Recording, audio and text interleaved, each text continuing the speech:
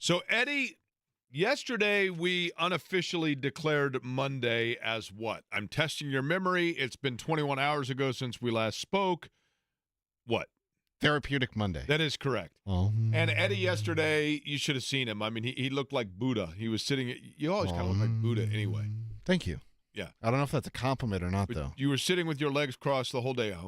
Just therapeutically working our way through the coleslaw, right? Yeah, I was out of snacks. So I have determined that today is, in fact, and I used to do this on Mondays, especially coming off of red eyes, but it is officially a sleep deprivation Tuesday. I'm just tired today, right? But even in my sleep-deprived nature, and I don't know why I didn't sleep last night, I just didn't. Is it the full moon? That moon was bright last night. I don't know if you noticed that or not. Notice it. It kept me awake, right? Had the sleep shades on and everything. Full moon, couldn't sleep. Sleep-deprived Tuesday. But Wait, you have shades? Oh, I have a sleep shade. I sleep with. There's so many worms about you that in cans that we need to unopen. Well, like what? What's peculiar about that? Oh, I don't know. I mean, you've got your whole process of your shower that you talked about yesterday with Chapel, and you say you take 20-minute showers, which is a little bit concerning considering your age. Usually you expect that from, I don't know, teenagers. That's true, too. There's a whole process of the gels and soaps and I got to preserve this kind of sexiness somehow. But at night, preserve it for what or preserve it for who? Just my own vanity. And then I wear a sleep shade at night so that I can, a blindfold, if you will, so that I can sleep. But last night, for whatever reason, I did not sleep well. And sometimes when I'm awake at night, that's when I get the brain droppings that later turn out on this radio program. And I thought about this last night. Call me James Taylor, because I went to bed with Carolina on my mind. Yeah, I mean, not North Carolina per se, even though I got no problem with the Tar Heels. Not South Carolina per se, even though I'm a Clemson fan and not one of the University of South Carolina, but I do like Hootie and the Blowfish. I went to bed thinking about the Carolina Panthers, and I stared at the ceiling and watched the clock tick thinking about the Carolina Panthers.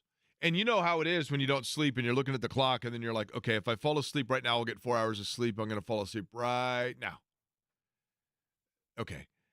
I can still get a quality 3.5 hours if I just, on the count of 3, fall to sleep right now. And then you go on and on.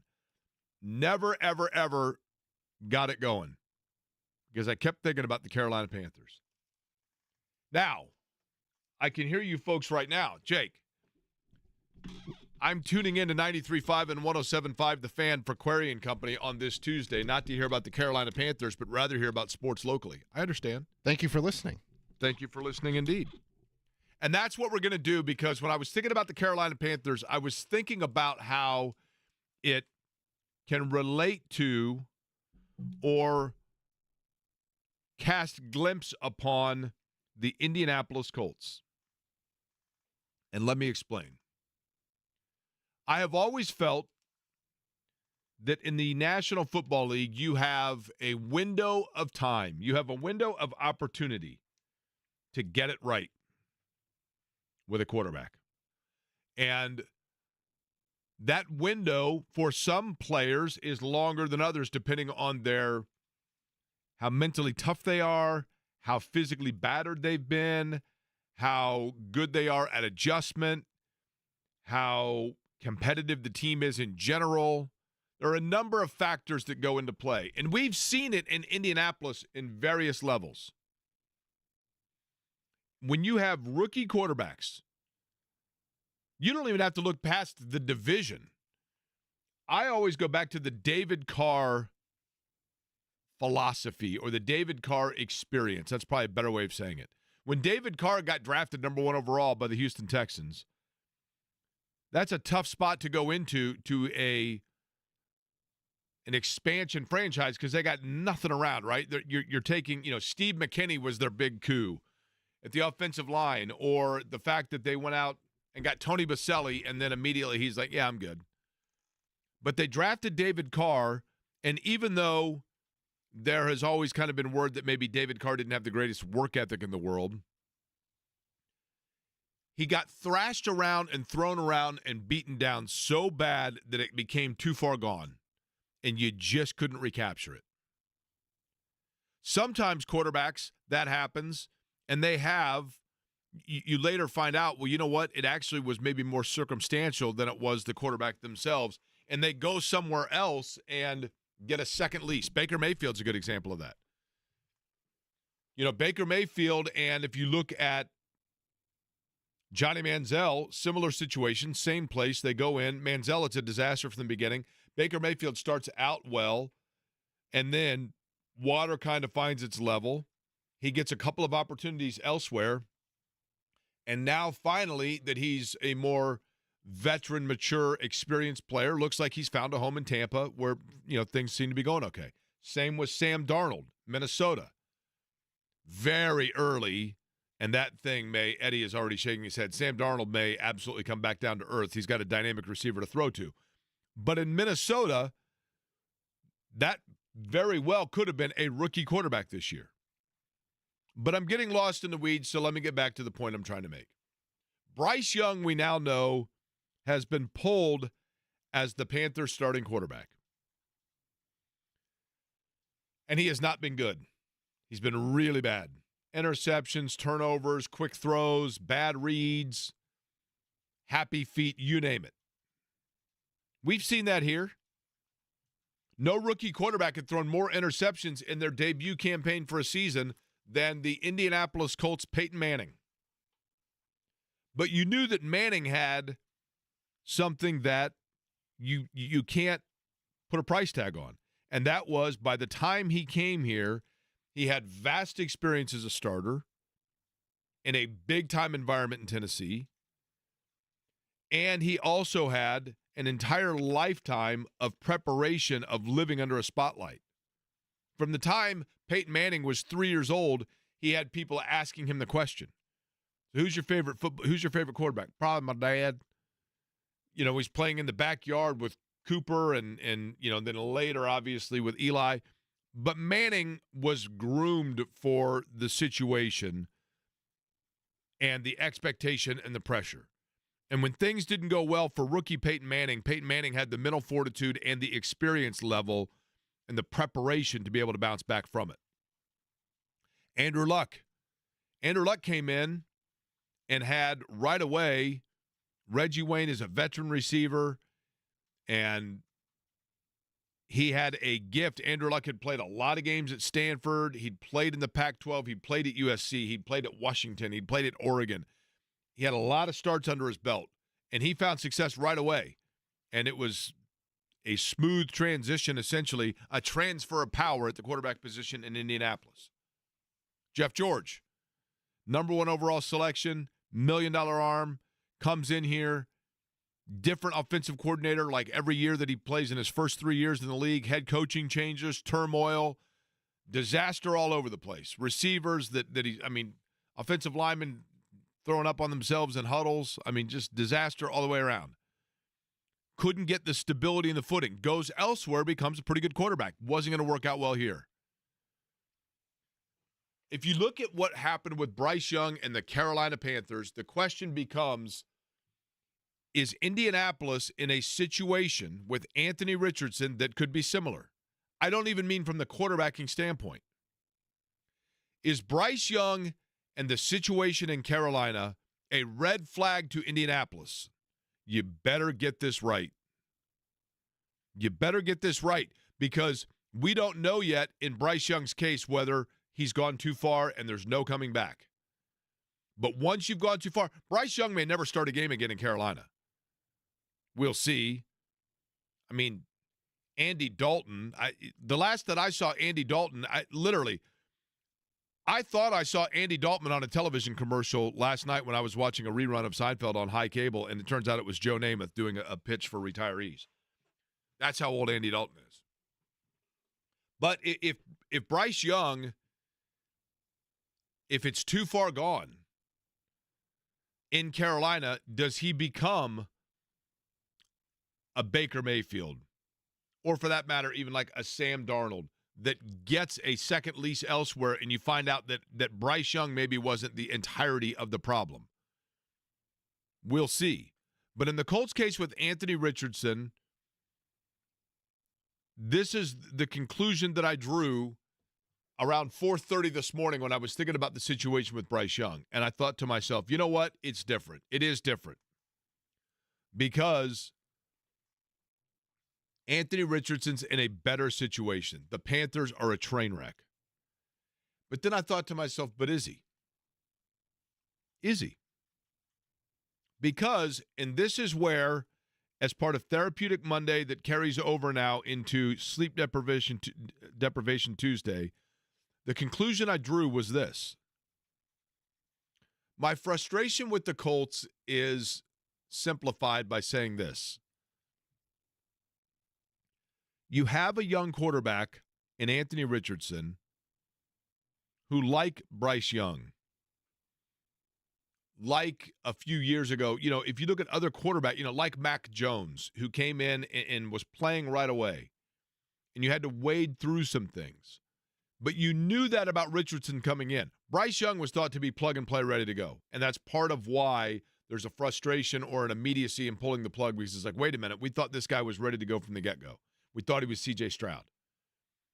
But in Richardson's case, he's a guy that has not as many starts as the others that I mentioned. He doesn't have the experience of going through the big-time pressures. Yeah, he played in the SEC, but not a lot of games. And we don't know yet whether or not he has the ability, the mental fortitude to come back and bounce back from disappointments. We're going to find out against Chicago, because he did not play well in their last outing. But this is what makes me mad. What makes you mad, Jake? Thank you, Eddie. You're welcome. What makes me mad is this. And I said it yesterday, but I simplified it tonight in my sleep deprivation. When I look at situations elsewhere, and I look at organizations like the Carolina Panthers who flat out failed their quarterback, the precursor and the warning sign and the red flag for the Indianapolis Colts when it comes to their quarterback situation is not the fact that Bryce Young let down Carolina. It's the fact that Carolina let down Bryce Young. And then I look at the Colts and I think to myself, okay, everybody knew that Anthony Richardson was going to be like riding the beast. We've said it forever. That when you have a young quarterback that's learning the position, that has mega talent but not great mechanics, that's gotten by on freak nature size, freak nature athleticism, freak nature strength of arm, but not necessarily in doing checkdowns and reads and looking at other things and reading a defense and figuring things out. Not because he doesn't have the intellect for that. He doesn't have the experience for it yet. But when you are learning that at the quarterbacking position, the one thing that you want and need more than anything else is stability everywhere else, where you only have to worry about what you have to do. And so far, yes, it's only 2 games. This organization looks like it is actually failing Anthony Richardson. Not that Anthony Richardson is failing the organization. We were told that the quarterback was going to be a work in progress, but that other areas were really good. That the resources went into the defensive line. The resources went into the trenches. The resources went into getting more weapons offensively. The resources went into protecting the quarterback on the left side. And what do you have? You have a running back that you ditch in the fourth quarter that's one of the best in the league that you completely forgot about for whatever reason. And you can tell me that it's not because he fumbled. You can tell me it's not because he dropped a pass, but then you can't give me any other plausible explanation as to why Jonathan Taylor was not on the field in the fourth quarter. You can tell me that you bolstered up your defensive line and you have depth. But depth means you have multiple guys that can play, not multiple guys that can get absolutely gashed no matter what running back you're putting them up against. The Indianapolis Colts flat out through just 2 games. And yes, it's only 2 games. And yes, they're 2 games that we thought were possible they were going to drop on the schedule when it came out anyway. But you didn't realize at that time that they were going against Malik Willis, for crying out loud, who the Tennessee Titans decided they didn't even want as a backup. Tennessee's got a guy that's selling sub-$10 cologne that is named after and scented after the most horrific condiment known to man. And that's better as an option than the guy that they didn't even want as his backup. They said, we're good. And so he went to Green Bay, and he stopped at Mars Cheese Castle on the way up and was there, apparently, because he just joined Green Bay like a month ago, right? And he goes out and torches the Colts. He beats the Colts. Didn't torch them, but based on what was expected of him going in, he did. And the Colts flat out, in the areas that they told us not to worry about, are the areas that we need to worry about. And that's what bothers me. What bothers me is that this organization now, with a general manager that is well past more than a half decade at the helm, appears to be stuck in the mud and just spinning their tires without putting a wooden board underneath it to get some traction. Just same old thing, same old song and dance, right? Sound like an Indy car starting after getting out of pit lane. That's and then it takes off, right? Yeah. This one's just spinning. Mud's flying everywhere. Just digging a bigger hole. Now, it's only 2 games, Jake. Calm down and relax. You sound like a guy that didn't sleep a lot. I get it. But here's the thing. They have coming to Lucas Oil Stadium this weekend another rookie quarterback that we don't know how good he is. Another rookie quarterback with a team that's trying to build around him. Caleb Williams is a dynamic player. There's no question. But again, trying to learn the position. He threw a couple of passes on Sunday night against Houston that gift wrapped, right? Here you go. Merry Christmas. Christmas in September, right? And so if the Colts can't rebound from the first 2 weeks with a home win against the Bears, then I got news for you. I don't care whether the roof is open or closed at Lucas Oil, it is caving in. And to say that before we get to October, and that's knee-jerk reaction for certain. It's knee-jerk reaction for certain to say after 3 games that a year's done. But you losing to Houston at home? Okay. You lose to Malik Willis and then the Chicago Bears with one of those being a home game, and you are 0-3 and theoretically at minimum 2.5 behind in the division. You are in a world of hurt, man. You're in a world of hurt. I just hope the Indianapolis Colts are not failing Anthony Richardson the way the Carolina Panthers are failing Bryce Young. Other franchises, Eddie, take their time, right?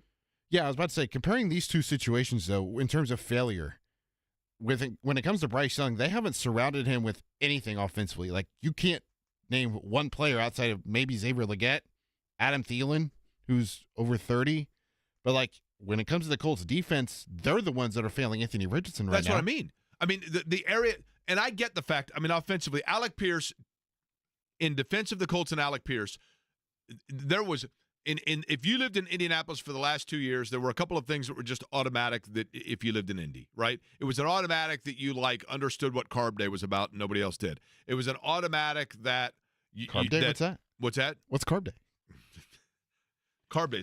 Is that the day we eat just a bunch of carbs? That's right. Pasta, breads, etc.? It's when everybody posts a social media picture of spaghetti in the morning and makes a joke about it and thinks they're the first.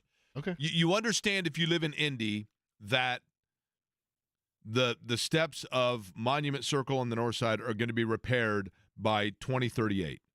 And you understand if you live in Indy, that it was couth for the last, or in vogue the last 2 years to talk about Alec Pierce and question whether or not he was ever going to be a legit wide receiver in the NFL. And then if you really wanted to, you could take the clip note if you wanted to go even further as an Indy native and say, well, I'm not only an Indy native, I'm an Indy native that's listened to sports talk, because then I throw in the caveat that we can't truly evaluate Alec Pierce until we've seen him with a strong-armed quarterback that can get the ball behind a defense when he is out running and doing his thing.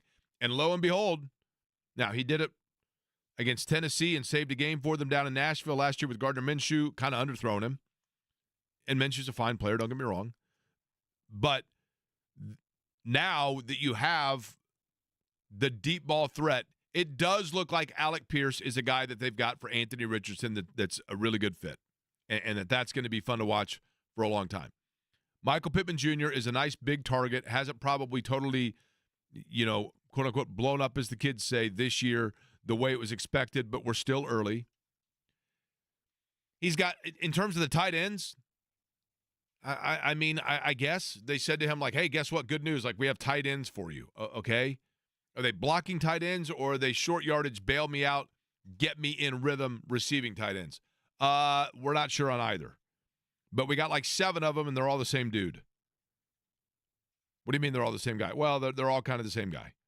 Well, don't you have one that's like a really good receiving threat and one that's an unbelievable blocker? And well, yeah, kind of. They're all kind of the same dude. And in the last game, what do? 5 targets to the tight ends, completed 3 of them for, 1 each for a grand total of like 40 yards to the tight ends. Okay, sure, great. And then, in terms of the running game, you got a guy that should have kept defenses honest, but he's not there. Here's what I don't understand, and we're going to hear from Shane Steichen coming up in just a couple of minutes. And my understanding is last night, and Eddie's got it working here, we're going to bring something out that I found last night in the garage. Finally found the money in the budget to bring it back? Well, I'll explain that in just a second here. Okay. But Shane Steichen, in the fourth quarter, initially said that the reason Jonathan Taylor was on the sideline was because they were going to be passing the football. Okay. I get it. Jonathan Taylor, not a great blocking back. We're spoiled in this town because we had for years one of the best blocking backs you've ever seen in Edgerrin James.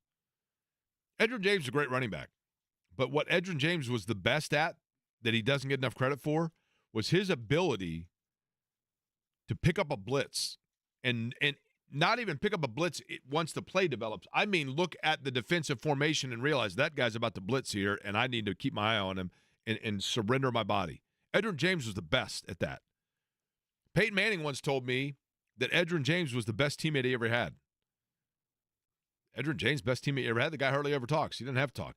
He picks up blocks and he protects me, and he knows his role, and he does whatever needs to be done. Joseph and I was good at it too. Jonathan Taylor, maybe not so much. But you know what Jonathan Taylor does do, Eddie? Gets paid a lot of money. In addition to that, he does get that. He scares defenses. Correct. When Jonathan Taylor's in the backfield, I don't care whether or not it's 4th and 38. You got to have at least one guy keeping an eye on him. And more often than not, more than one, and you got to bring guys up a little bit. Well, we can't do that because we're using the passing game. They don't know that. If you have Jonathan Taylor, what you have there is a weapon to balance defenses and keep them honest. Listen, really nice player, and a guy that I like in situations. But Trey Sermon in the fourth quarter of a game, he's not scaring anybody. Trey Sermon comes in there and they're like, okay, they ain't handing the ball off, right? We just know that they're not handing the ball off. Well, I mean, if the Pacers decide in the fourth quarter of a game, if they pull Miles Turner and they pull Pascal Siakam and replace them with T.J. McConnell and insert name of another guard on their roster, then everybody knows, like, they're not trying to score in the lane. They're going strictly perimeter here. Same thing. You take Jonathan Taylor out, they're not trying to go over the air. They're not trying to run the ball. They're going over the air entirely. You got to have him out there just to keep defenses honest, right? That's why I think on that 3rd and 1, you watch the Green Bay linebacker. I think it was the linebacker, may have been the edge. But he doesn't even look at Trey Sermon. Yeah. If Jonathan Taylor's out there and he's got averaging 9 yards per carry, over 100 yards in offense, that edge or that defender is focused on him, and Richardson's got an easy first down. If you surveyed every NFL defensive player right now and said, "What's the first thing you think of when I say Trey Sermon?" They think third church service, right? Like none of them are thinking about a running back. Nothing against him, but when explaining it today, I think Shane Steichen got caught up in his own web. It doesn't add up. I failed algebra 7 times. It took me 32 years to finish college because I had to take algebra 8 times. The 8th was when I finally passed it. I was 1 away from a Ferris Bueller clip, right? But even I can tell when 2 and 2 ain't adding up to be 4, right? I can tell it. So last night I heard some things from Shane Steichen, and I thought, wait a minute. And I dusted off, and we have the Elixir. Now, the Elixir is a computer program that we purchased a year ago where we can take a sound clip from a coach or an athlete, we run it through the Elixir, and it does an interpretation. It's an honesty test. And it interprets it and then tells us what the coach or athlete really meant to say. And now I didn't buy the Elixir Plus. I bought the base model, so the subscription ran out. And then I went and dusted it off, and I took it to the IT kids, and they were able to figure out that it does still work. And in addition to that, I went ahead and paid off the balance on it. So we do have it working, and we're going to test it today because I think Shane Steichen got caught in a web. Is that why Jimmy's not here? We needed money to bring this Elixir back? Correct. Okay. Jimmy's on paternity leave, but we haven't told him this yet today. He's not getting paid for today because the Elixir payment has to go through. But Shane Steichen spoke about Jonathan Taylor, and to me, 2 and 2 is adding up to 5. It just doesn't make sense to me. And I'll let you hear what I'm talking about, and you can draw your own conclusion with the help of the Elixir next.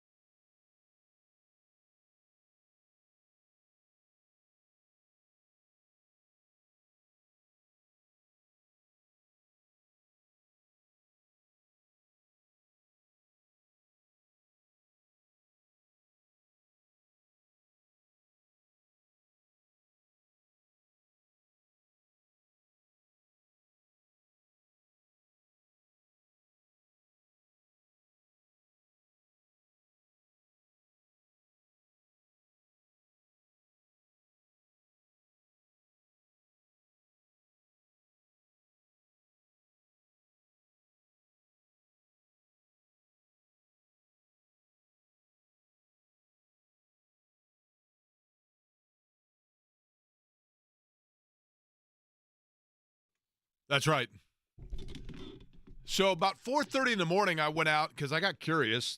Once I just kind of punted on the sleep overnight and started looking through the garage. And in doing so, by the way, I've got some box of goodies for you if you'd like, Eddie. Oh, really? Uh-huh. What kind of goodies? Oh, just old, baseball cards and stuff. Oh, yeah. Yeah, I'll take those. I do have. What is your most prized sports, or like just your most prized random possession? That's a good question. I mean, when you were in high school, was it ever in vogue? Did you go through the phase, I shouldn't say this, where, I'm not saying you did it, but like your parents came in your room and were like, why is there a construction cone in your room? No, that's my Stop sister, sign, though. that kind My of thing. sister, though, has that with a traffic cone in her dorm. So she's a Or kleptomaniac. not dorm, but her apartment. Okay. Yeah. But I think that was more of her friends than it was her. I'm not sure, though. One of the things I have, and I can confess this now, I've told this story before, and I came across this last night in the garage along with the Elixir, which we're going to play in just a second here.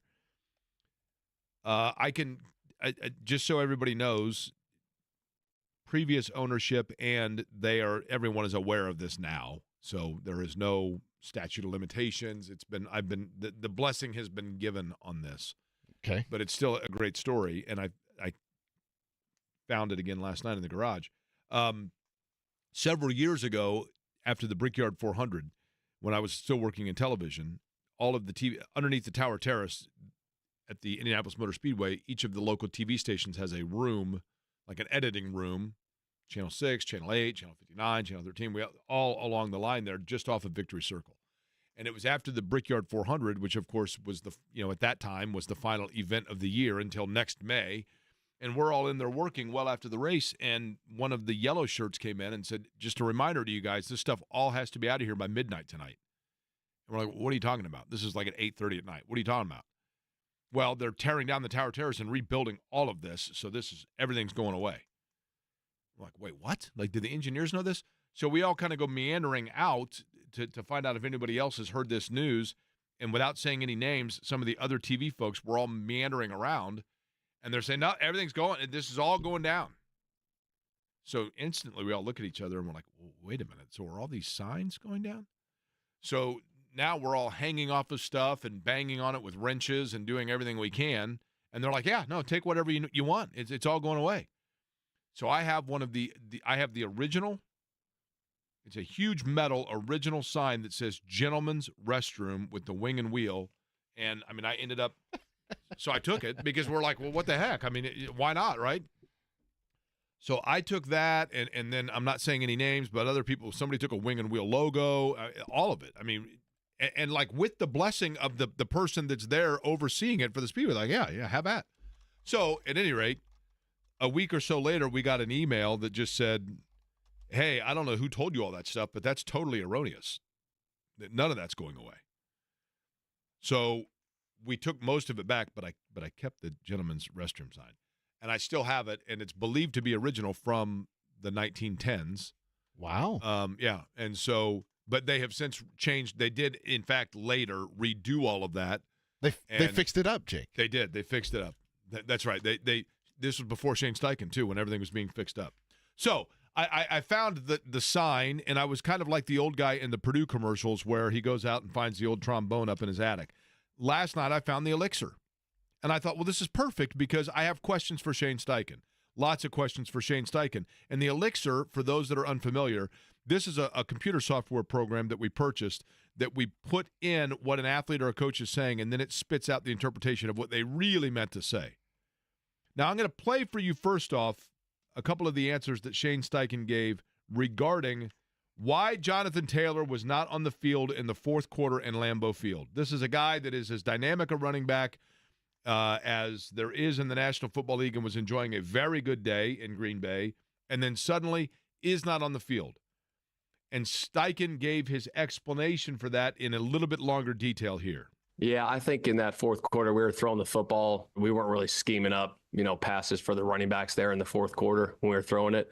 So we had Trey in there, and I thought he did a good job. I think we only ran it twice. Obviously, that 3rd and 1, we were going to go for it on 4th down, but obviously we lost yards, so we kicked a field goal there that we didn't convert, and that's how it played out. Wait a minute. So we had Trey in there. And I thought he did a good job, but we only ran it twice. One of them was the 3rd and 1, where we then were going to go for it on 4th, but couldn't because we lost yardage. So if he only carried the ball twice, and on one of them it altered your game plan because you lost yardage, then clearly if you thought he did a good job, it was not because of the way he ran the ball. He ran twice for 0 yards. None. Nada. Zippo. Donut. Firestone Firehawk, whatever you want to call that's round, that's what he had on 2 carries. So you can't sit here and tell me that Shane Steichen thought he did a good job based on his running performance, which must mean that Shane Steichen thought he did a good job in his blocking performance, which theoretically would be superior to Jonathan Taylor. Now, James Boyd, who you hear on this radio station is with The Athletic, clearly thought the same because he asked Shane Steichen, and one would assume that Steichen's going to say, well, yes, that's exactly correct. When I say, I'm sorry, I should have corrected myself. When I said I thought he did a good job, it was not based on the 2 yards that he carried because, as I just told you, one of those he got thrown for a loss, and it altered our game plan. So it must have meant, surely, that he meant in terms of his blocking for a passing game. James Boyd was onto that same train of thought. Is it a pass protection thing with JT? Is that why he's not, I guess, in there in those situations? No, not necessarily. Not necessarily. We wanted to give Trey some reps in there. That was it. Give him some reps. Where? What? Why? Given some reps to just be out there? If it's not because he's we just want to give him reps for what? Now, unless Taylor is hurt, which they insist he's not. So we ran these through. Now, Eddie, I want you to do me a favor. I want you to play those 2 Shane Steichen clips back to back so that the Elixir has time to process it. Let's hear one more time from Shane Steichen on these 2 things. Go ahead. That 4th quarter, we were throwing the football. We weren't really scheming up, passes for the running backs there in the 4th quarter when we were throwing it. So we had Trey in there, and I thought he did a good job. I think we only ran it twice. Obviously, that 3rd and 1, we were going to go for it on 4th down, but obviously we lost yards, so we kicked a field goal there that we didn't convert, and that's how it played out. Is it a pass protection thing with JT? Is that why he's not, I guess, in there in those situations? No, not necessarily. Not necessarily. We wanted to give Trey some reps in there. That was it. Okay, now, Eddie, hold on. This is like a Nintendo. You ready? Yes. I got to blow in the cartridge. Okay, now, go ahead and process that sound. Put it through the Elixir, please.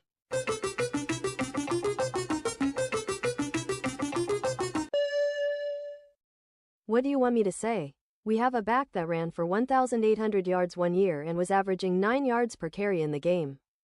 But I felt better with a dude that's been hurt and once played well against Northwestern. Yeah, there we go. There's your answer. They just wanted to go with a guy that ran all over Clemson in a bowl game or a playoff game and had 300 and some odd yards against Northwestern, and bada boom, bada bang, let's go. Not the guy that ran all over everybody since the time he was not only playing Northwestern in the Big Ten, but also has made every other opponent in the NFL for the most part look like a Big Ten foe and averaged nearly 8.6 yards per carry. Honestly, like, somebody spell it out for me like a speak and spell, because I flunked algebra. I never learned how to use an abacus. Oh, what? But I know when 2 and 2 doesn't equal 4. It doesn't add up. And the thing that's been frustrating to me is more often than not, when we push on something like this and we get told, no, you're making there's no story there. Quit making a story where it doesn't exist. Fine. But I'm telling you right now, I'm going to lose my mind if we find out in like 3 weeks that Jonathan Taylor was hurt and they didn't say anything. They're usually pretty transparent about, and I'll give them that, like, injury-wise, but there are times where we ask it and we get told, like, why are you even pursuing this? That's not a story. And I'm not saying Steichen's like that per se, just the organization in general. And then later, it's like, wait a minute, we were right all along. I'm going to go back to, and yes, I know at this point I'm not just beating a dead horse. I realize it's now like part of the Elmer's glue putting a wooden table together. But how can you tell me that Trey Sermon, you thought did a really good job, didn't say really, you thought he did a good job, and then tell me that that you were not assessing him on his blocking, on his pass blocking? Well, if the good job was not based on his pass protection, then surely don't tell me that the good job that he got was getting thrown for loss and then coming back and getting a 3-yard gain so that you have a net 0 yards over 2 carries, one of which altered your game plan and forced you into kicking a 50-yard field goal with a guy that just had hernia surgery and is coming out with a mesh net on, right?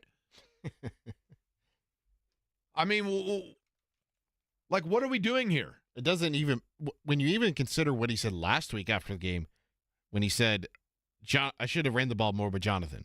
I should have given him the ball a couple more times. And then you bench him for the entire fourth quarter when your team is down, and you would think with a struggling quarterback, you would want his presence on the field to draw some attention. It just doesn't add up. Yeah, I mean, again, I go back to, I just don't want to be played a fool, right?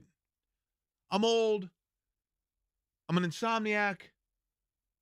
It's don't play me for a fool Tuesday, right? Can we? At least the elixir had the answer, right? You always trust the elixir. I just think this, and I like Shane Steichen, and I think he's a bright coach. And I think that when we talk to him at camp and I'm talking to him, I'm thinking to myself, this guy knows more about football. He is clearly a bright young coach. But even bright young people sometimes overthink it. And I just think it's okay for him to come out and say, you know what, I'm a bright young coach, but in that case, I overthought it.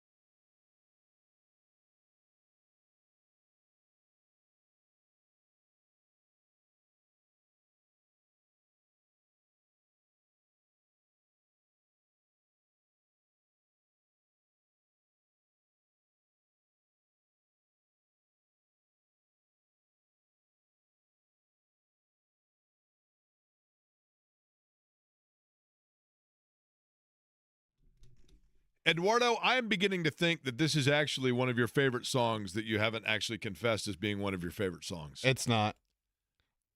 But you play this. I've never requested that you play it. You play it a lot, which I like. Well, I was playing it for the segment that we're about to do here.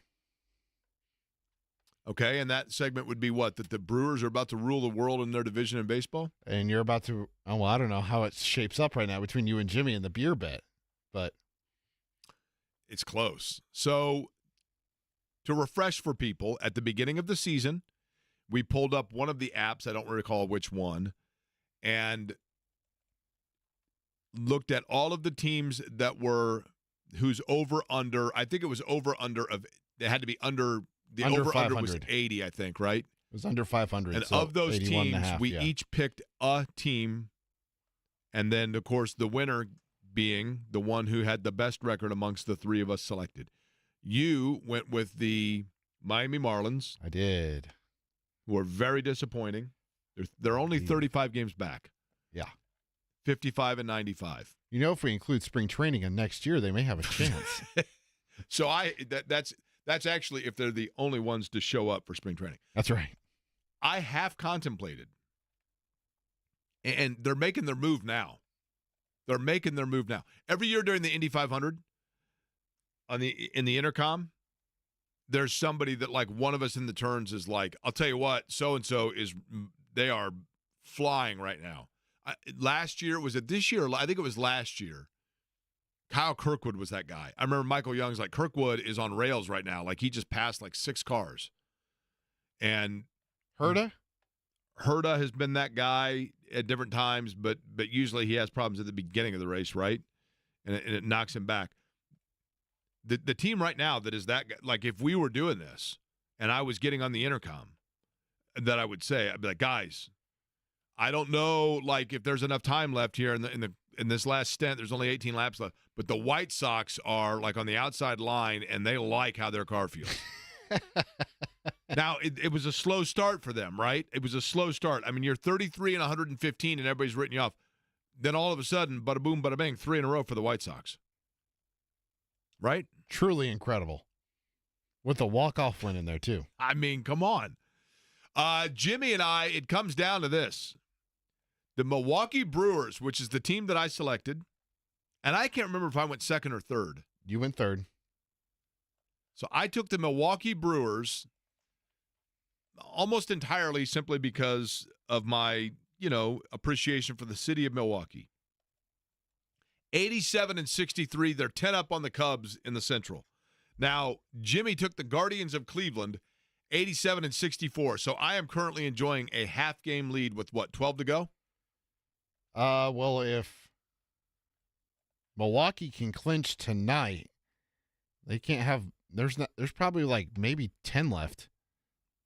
Well, 10, for Milwaukee, if they're 87 and 63, don't they play 162 games? Yeah, so they have 12. Yeah, they got 12 left.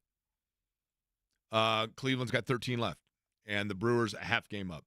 Now, if you had to call it right now, Eddie Garrison, you are the baseball aficionado, except for when it comes to predicting the success of the Miami Marlins. The World Series matchup will be who? Go, boom. Ooh, World Series? Yep. I will take the San Diego Padres. Wow, okay. The AL is the one where yeesh. Excuse me. Frog in my throat. I'm hoping for Cute Fella, but I can't see it. Cute fella, though, here's the thing. Cute fella's been like pecking at the window for years. Eventually, they're going to have to break through and get there, right? And I'm glad Jimmy's not here for me to say this, but I think it'll be the Yankees.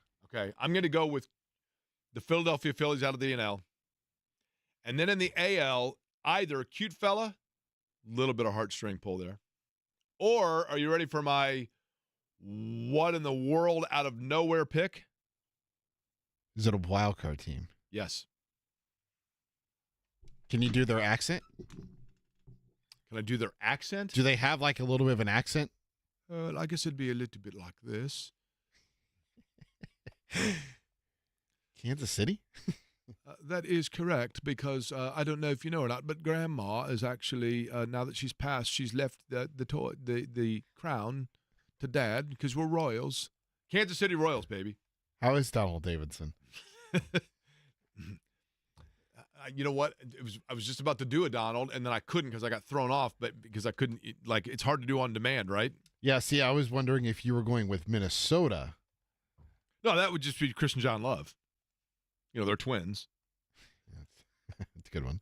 How about this? Do you realize that Love Heating and Air, like what kind of a ploy was this? Love Heating and Air, love-hvac.com, by the way, 317-353-2141. Love Heating and Air and Chris and John Love, who I grew up with, we played Little League Baseball together, and they were the sponsor of our team at Allisonville Little League, and we were the Red Sox.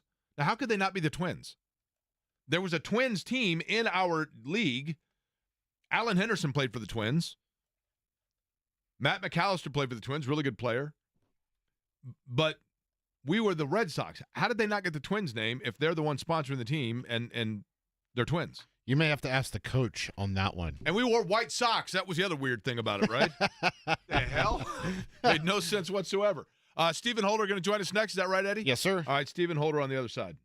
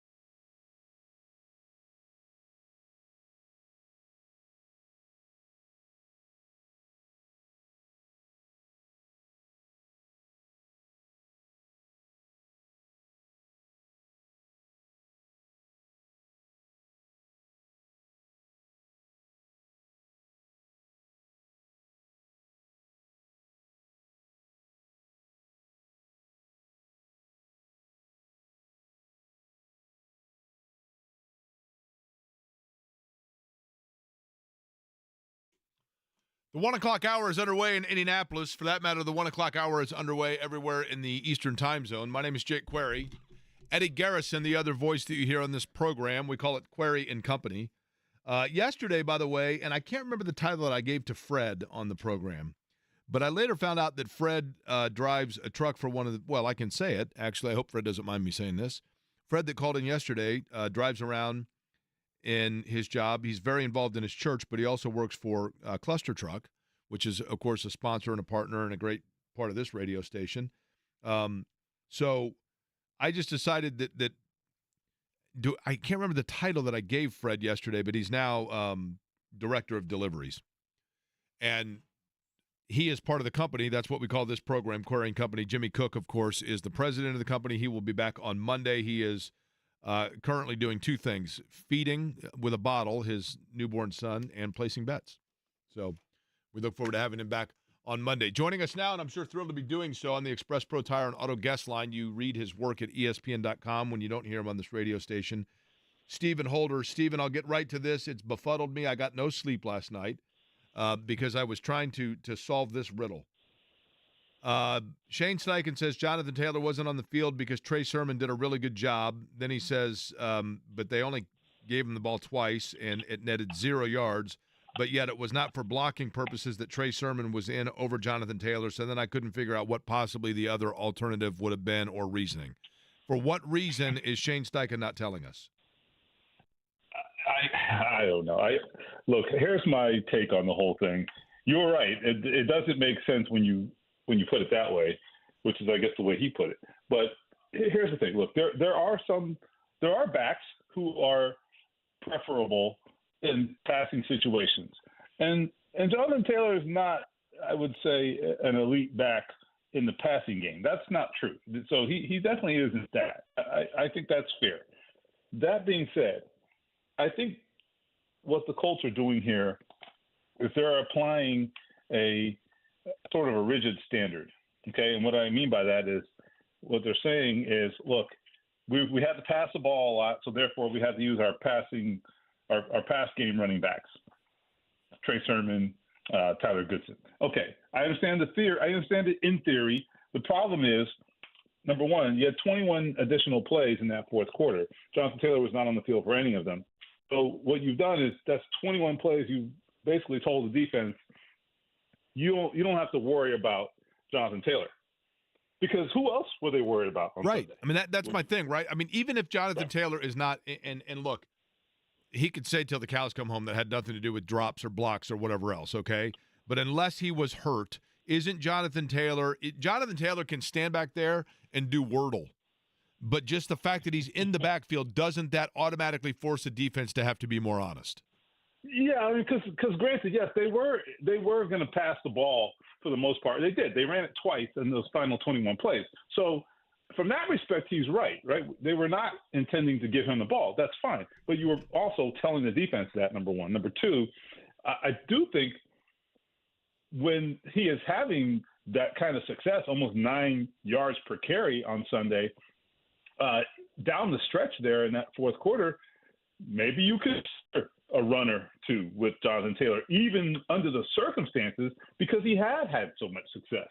So I just think you can't apply a rigid standard, and that's my only question. Are they applying too rigid of a standard in these situations where, like, you don't have to follow the rule? Like, it's your rule. You don't have to follow it. You can break it. You know what I mean? Like, here's the thing. Jonathan Taylor, okay, granted, not a great pass blocking back. In fact, it's kind of ridiculous that he's not better at it, because he's a really good player. Like, why aren't you better at that? So that's on him. He needs to get better at that. He also needs to more consistently catch the ball cleanly. That's also true. Okay? But what you're saying is that, well, Trey Sermon and Tyler Goodson, who have done nothing in the NFL ever in their lives, are better at it than Jonathan Taylor, who, by the way, in 2021, which was his career year, had like 500 yards receiving. So what are we talking about? That's why I say I think they're overthinking it to a degree. Bingo. They definitely overthought it on the very first play of the fourth quarter, where it's 3rd and 1, and they gave the ball on that option play to Trey Sermon when it's 3rd and 1, you slam that ball up in there with Jonathan Taylor behind that offensive line. And if it doesn't work on 3rd down, run it again on 4th down. I don't care. And that's what they should have done, in my estimation, because that was the ball game. Stephen, to me, and I think Shane Steichen's a bright young coach. Don't get me wrong. There's a lot about him I agree. like. But this is a case where I think, and sometimes it's okay to admit this, I just think he outsmarted himself. I think he was getting too cute. There's no reason to have to try to do trigonometry when you're still learning geometry, right? Well, I didn't learn either one, so I didn't either. I sympathize. I resonate, or this resonates with me for sure. That's geometry. I take that back. But trigonometry is where I drew the line. I was like, I'm going to be a reporter. Why do I have to learn this? So, anyhow, believe me, I'm with you. Yeah. So anyhow, I think I totally agree with you. I do think that Shane is brilliant to a degree. I think the problem is that you sometimes you spend. I told this to J&V yesterday, and I'll try to reiterate it here if I can remember the words I use. But essentially, this is what I think. This is my theory. I think you spend so much time preparing for these games, and you know that your play calling is basically a chess match with that defensive coordinator, right? So you're expecting them to react to your every move and to anticipate what you might do. So in that situation, it's 3rd and 1. Jonathan Taylor's been killing them all day. What do you think the defensive coordinator is looking for?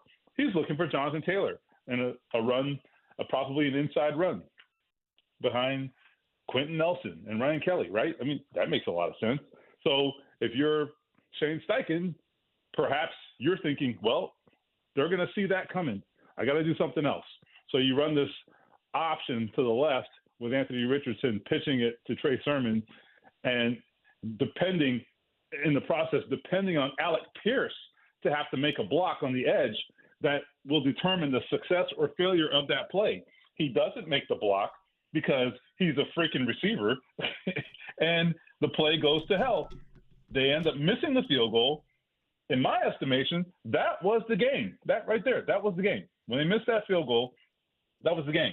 You needed points on that drive, and frankly, you could have kept the drive going and put yourself in position to score a touchdown, and that might have changed things. So anyway, I think that is an example of where maybe you can overthink it.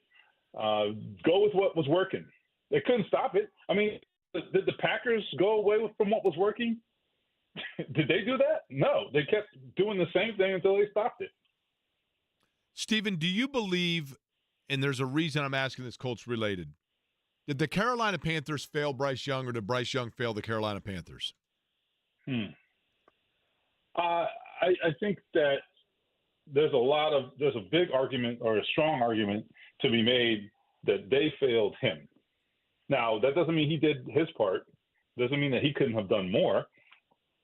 And who knows? I don't know if it's fully over. It does feel like it. But the point is, yeah, I think you have to put a better team around him. The team they put around him last year, I haven't seen them this year, but their roster's not much better. The team they put around him last year in particular was, just god-awful. They weren't even trying.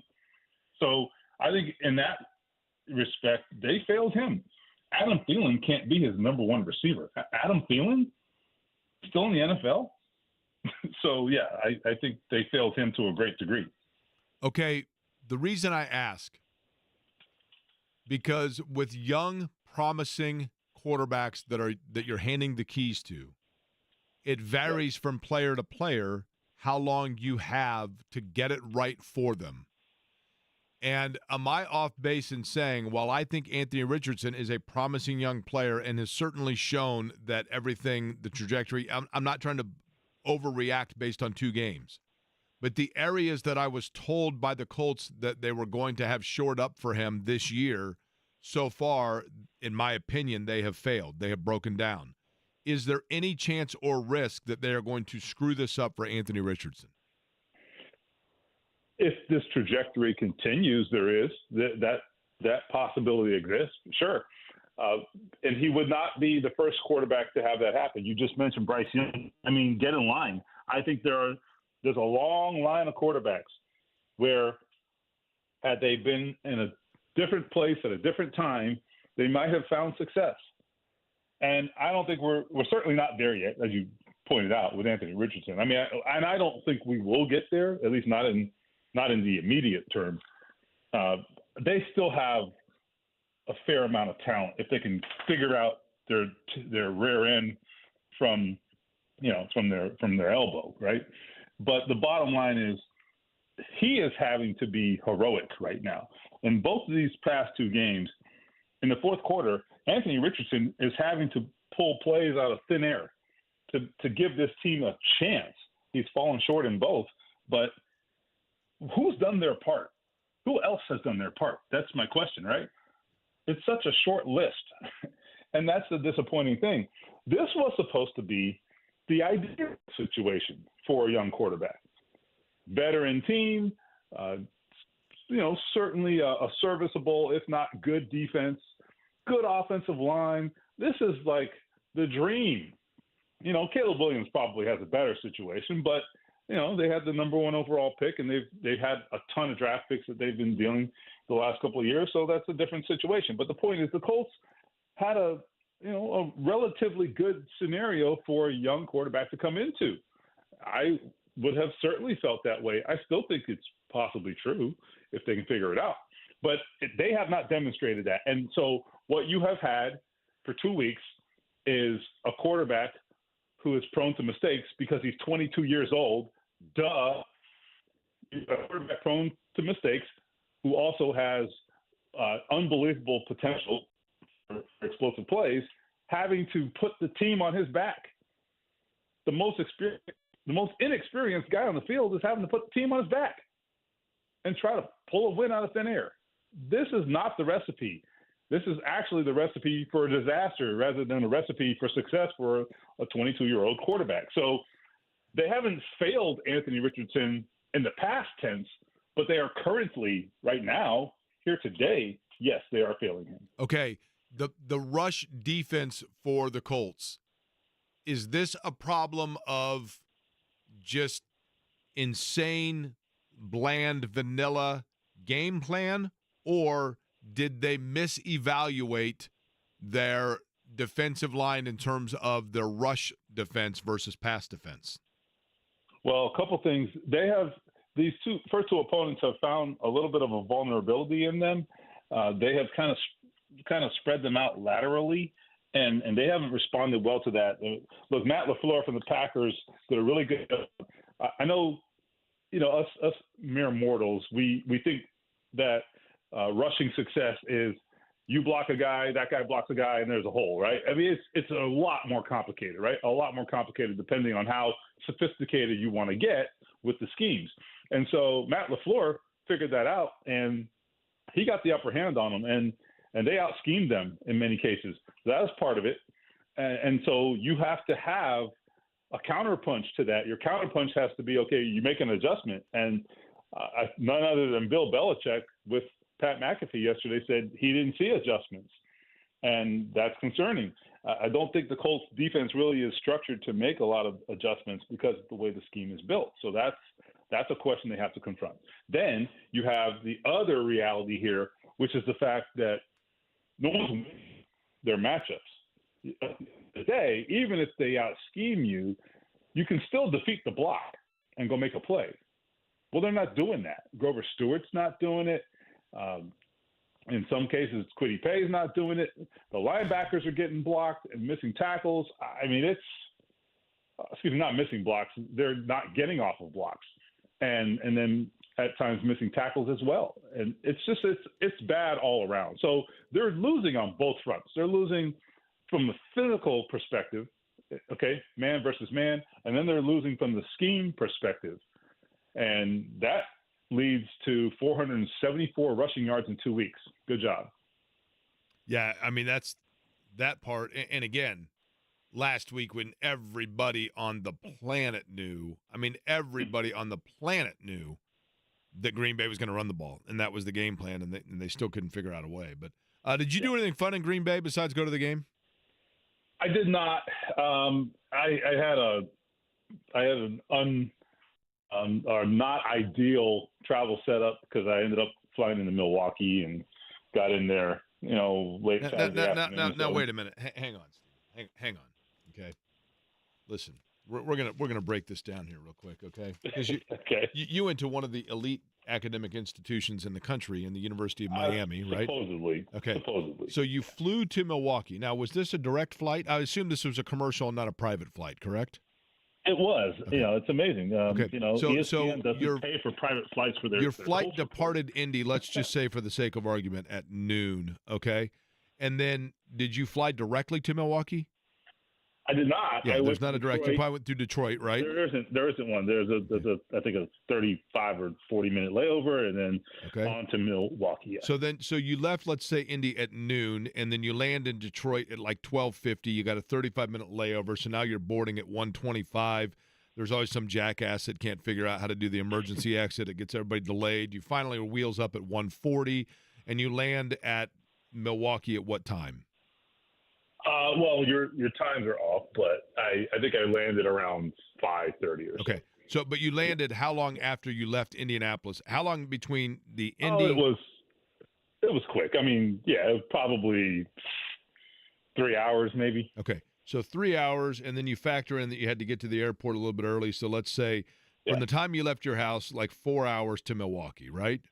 And then you land in Milwaukee, you got to pick up the rental car or the scooter, and you've got to take that to Green Bay. Now that's another 2 hours, right?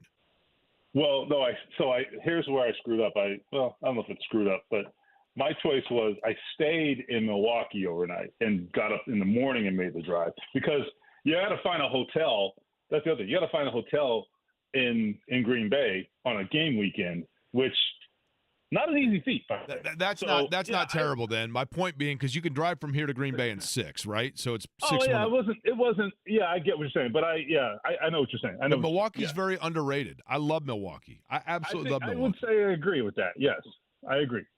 And I didn't spend a lot of time there, but I hadn't been downtown Milwaukee, I would say, in 20 years. And I was kind of like, you know what? I don't hate this place. Right. No, for sure. Right. Now, and here's the thing.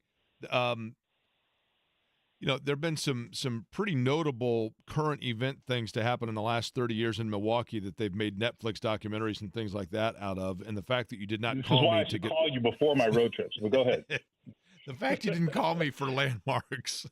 I could have told you exactly where everything was, Stephen, but that's okay. Right, that's right. okay. You want to go as a normal guy. I get it. All right. What's your coverage upcoming includes what? You're working on what in regards to the Colts? Well, my next story is going to be kind of what we just talked about. You laid it out. This was supposed to be the blueprint for the young quarterback. So we'll just outline all the ways in which they are failing Anthony Richardson, basically. So that's the goal. So that'll be here in the next day or so. Yeah. Are they easily repairable failures? That's the question, right? And I guess we don't know the answer to that yet, right? We don't. But I'm still a little bit glass half full because I think what has happened the first 2 weeks, I can't imagine that they don't have some kind of answer. Like if you don't, then everybody should be fired, right? You should figure this out. There has to be an answer. They have enough talent that they should at least mitigate this. If they can mitigate it, they can figure this out. And you're getting Josh Downs back. Get Michael Pittman going so he doesn't get pithy. I think there's enough left on the bone that they can still make something out of it. They got to get more out of these guys. They have a lot of talent, and they're not getting a lot out of it right now. So I think at some point, if that'll shift, if it doesn't shift, well then, this is headed in the wrong direction. 0-2 the Colts right now. If they go 0-3 and one of those is at home against Chicago, then the roof really caves in. But a lot between now and then. Stephen will have it all covered at ESPN.com. Appreciate it, Stephen. All right. See you soon. Stephen Holder joining us on the show. Eddie, he had mentioned, you obviously know my affinity for Milwaukee. Yes, sir. The best thing about living in Indy, I mean, there's a lot of great things about living in Indianapolis, but one of the most truly, I think, underrated things about living in Indianapolis, when I was in Nashville, checking into the hotel, there was kind of a delay, and so one other guy and I are just standing there waiting on the guy behind the counter. And so now this was last weekend, right? Not when you went down there for Hootie and the Blowfish? Correct. This was just this past Friday or Thursday. So I'm talking to this guy next to me at the counter, and he was from Albany, New York. And he said, yeah, I've been to Indy once for, a convention or something. He said it was pretty cool downtown. And so then we got to talking, and he said, Albany's okay, but the problem is it's just too far from everything. And I think one of the things that people take for granted living in Indy is the fact that we are an afternoon drive from so many places, like a weekend getaway place. Nashville is perfect for that. You literally could leave Indy at noon on a Saturday, check into your hotel, and be out on Broadway by 5 o'clock, 6 o'clock at night, and, have the whole night to do whatever, and then get up in the morning at 10 or 11, check out, and you're home by 4 in the afternoon on Sunday. I mean, you can do same with Milwaukee, obviously Chicago, Columbus, Cincinnati. Some of those are more desirable than others, I realize. And I've mentioned this before. There is a city that I think, and maybe I'm biased because when I was a kid, we would drive to Florida and we would go through this city, and it was very nostalgic for me to go to it. And when I say this, people are going to laugh at me when I say the city that I'm thinking of, that I think would be a perfect weekend getaway city. It's probably just far enough that you'd have to leave on Friday. You'd get there late Friday night, but you could have all day Saturday, and then on Sunday you would drive home. And there's a city that's it's probably 7 from here. I'm going to guess 7. And I think it's very underrated. I'll tell you what it is just a second, but first Tony joins us. Hey, Tony. What's up, Tony? Hey, what's going on, Jake? Not a lot. Hey, I called a few months ago. You made me the director of gripe. but I don't have any gripe today. Okay, so good. I did want to tell you. Do you have any gripe about this? Milwaukee. Do you have any gripe about the show? Because I didn't get any sleep last night. Everything going okay? No, I didn't get any sleep either, dude. Okay, I good. Drive. What's that? It's all good. Okay, good. Hey, so listen, I asked my wife to marry me in Milwaukee 20 years ago on the Riverwalk. Really? Yep. Now Yep. obviously she said yes, it's your wife. Now the question is this. Yeah. Was Milwaukee a special place for you going into it, or you just were there and you guys were on a trip? Like what led to that situation? Well, it was kind of. I think she expected me. I think she expected that, or was suspecting that I would ask her to marry me. But here's the thing: I took her to a Brewers game the night before. Okay. And I think she thought it was going to happen that night. Okay. You could have had Bernie Brewer going down the slide, right? Yeah, we sat behind the visitors' dugout, about 3 rows. They were playing Colorado, and I, for the life of me, can't remember some of the star players back then. I Probably don't. Larry Walker? Possibly. It was 21 years ago when I asked her. So have you been back to Milwaukee since?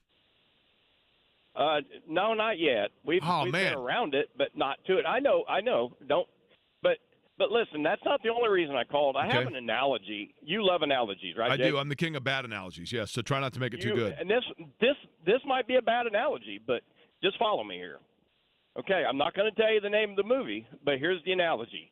Bo Gentry, Peanut Boy, Rigoberto Sanchez. Okay. He knows the curve's coming, right? And he can't hit it. No, hold on. Gus Bradley versus Green Bay.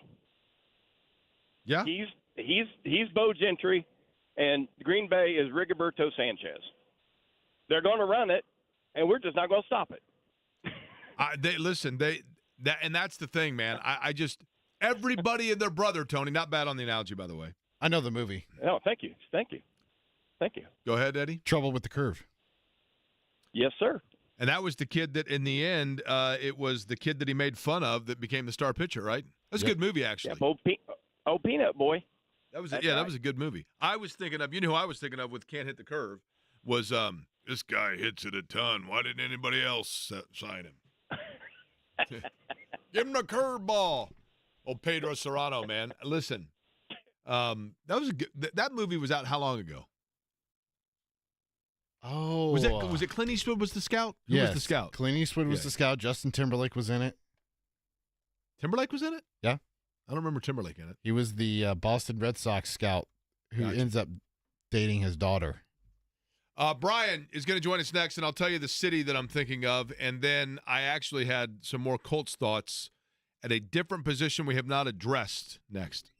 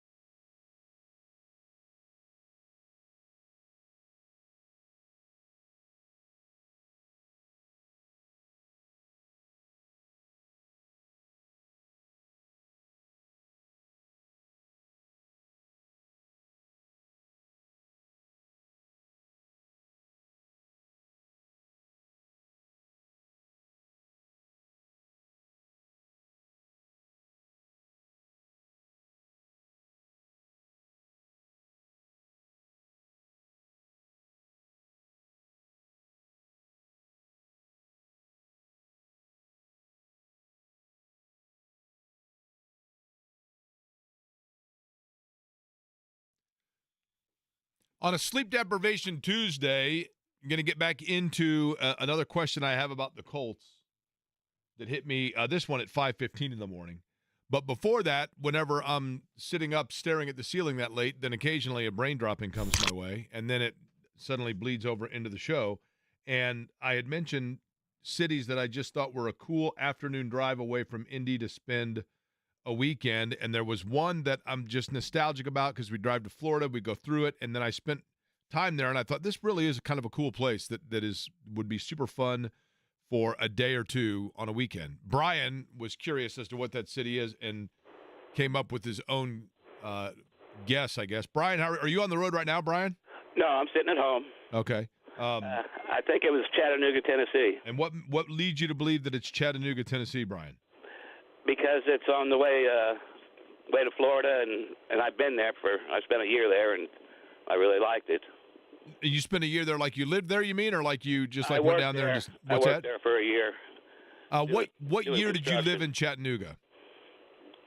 Excuse me? How recently did you live in Oh, Chattanooga? that was back in the early 90s. And you did enjoy it? Oh, yes. I met some really good people there. And what line of work were you in, Brian? I was putting in fiber optic cable for the phone company. Oh, that's cool. And so then did you get a transfer, or you were just down there, you knew just for a year? Just for a year, and then we went to Georgia. But we started out the company was in Greenwood, Indiana. Okay, so you're native to Indianapolis? Yes. Okay. Well, Brian, here's the thing. Unfortunately, we don't have anything to give away here, but you are indeed. Do we have the prize-sounding bell or anything to run there, Eddie? You are exactly correct, Brian. I love Chattanooga. You want a slot machine. When you drive over at night, when you come over, I think it's is it 75 that you come over? I believe so. And the whole city's beneath you, and it's just, there was something magical about it as a kid. And then literally last year, I was coming through, and I thought, you know what, I'm going to stop. And I went to a Chattanooga Lookouts game. It was college dollar beer night, by the way, so that was a bit of a blank show. And then they have a fabulous aquarium there. I just thought it was clean. The people are friendly, and there were a lot of local restaurants. I thought it was very, very underrated. So I'm glad to know that you enjoyed it there, because I always thought it'd be a cool place to hang or live. We also enjoy we have the same birthday, too, so late September 3rd to you. Oh, well, Brian, happy birthday. So Right. Was this a landmark birthday for you, Brian? I don't know, 66. Okay, well, I mean, I guess if you're driving on a southern route, it is, right? I mean, Yeah. Get your kicks on Route 66. Well, listen, Brian, I hope that spin number 66 is a good one for you, and I appreciate the happy birthday thing, and I appreciate you listening to the program. All right, you called me the compromiser when you first started. I don't know if you remember Yeah, that. you're Henry Clay, the great compromiser. Yep. You were talking about the Wizard of Oz, and I kind of got a little upset with it. And then the next day, I called back, and I joined the company. Well, Brian, I'm glad you're still with the company. Believe me, we need all the employees we can get, so we appreciate it. You, Jake. All right, that's Brian, the director of Compromiser, now actually also the director of fiber optic train lines, because he worked fiber optics laying down lines in Chattanooga and the Chattanooga Choo-Choo. You don't get too many landline calls anymore either. Do your parents still have a landline? No, not Mine do. anymore. Mine still have a landline.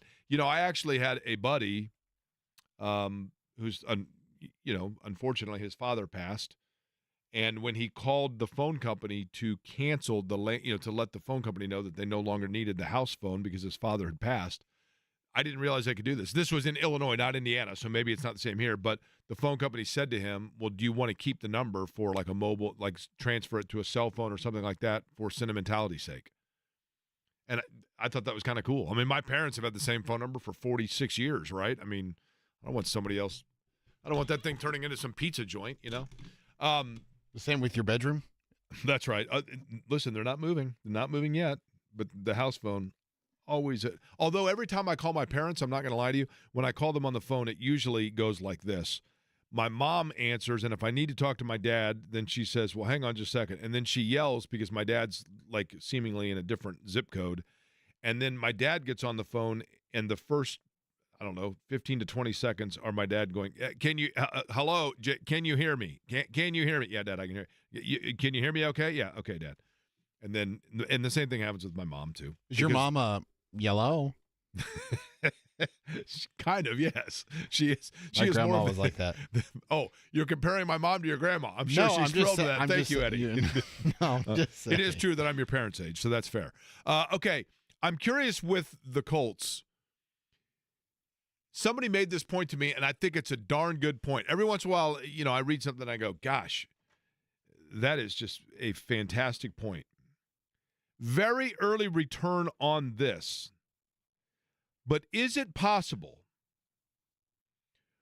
when we were going over and over with Alec Pierce a year ago, and Alec Pierce just couldn't get on track, and we're like, is this guy a bust, or is he just, and the thought process was he is playing and lining up with a quarterback that just doesn't suit his style, because we knew that he was going to get behind defenses and they're going to have to air it out, and Gardner Minshew, that wasn't his style, wasn't his vibe, right? Jake, the thing that you always like to do, or you like to say, is like, if you pulled somebody on the street, well, if you just pulled somebody off the street who's never watched Colts football, right, and had them watch the last two games, they would probably tell you he's the guy who's getting paid the Michael Pittman dollars. Yeah, that is a fair statement, yes. And likewise, here's the question. Anthony Richardson at this point, he's a lot more Brett Favre than he is, whatever, insert name of other quarterback. In other words, Brett Favre, receivers, Antonio Freeman used to talk about how Brett Favre, he's like, man, it was like you would think like I was going to get broken hands every leg, because he's throwing at 90 miles an hour, whether he's throwing a 5-yard pass or a 50-yard pass.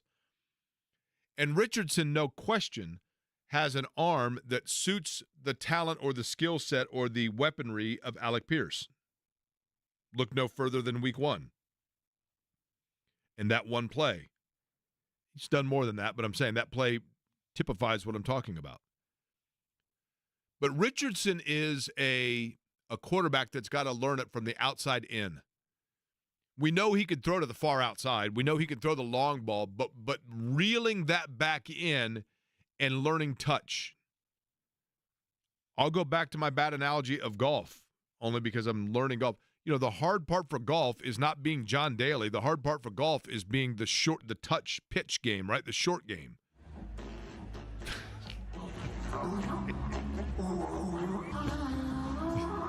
This is a bad analogy, sorry.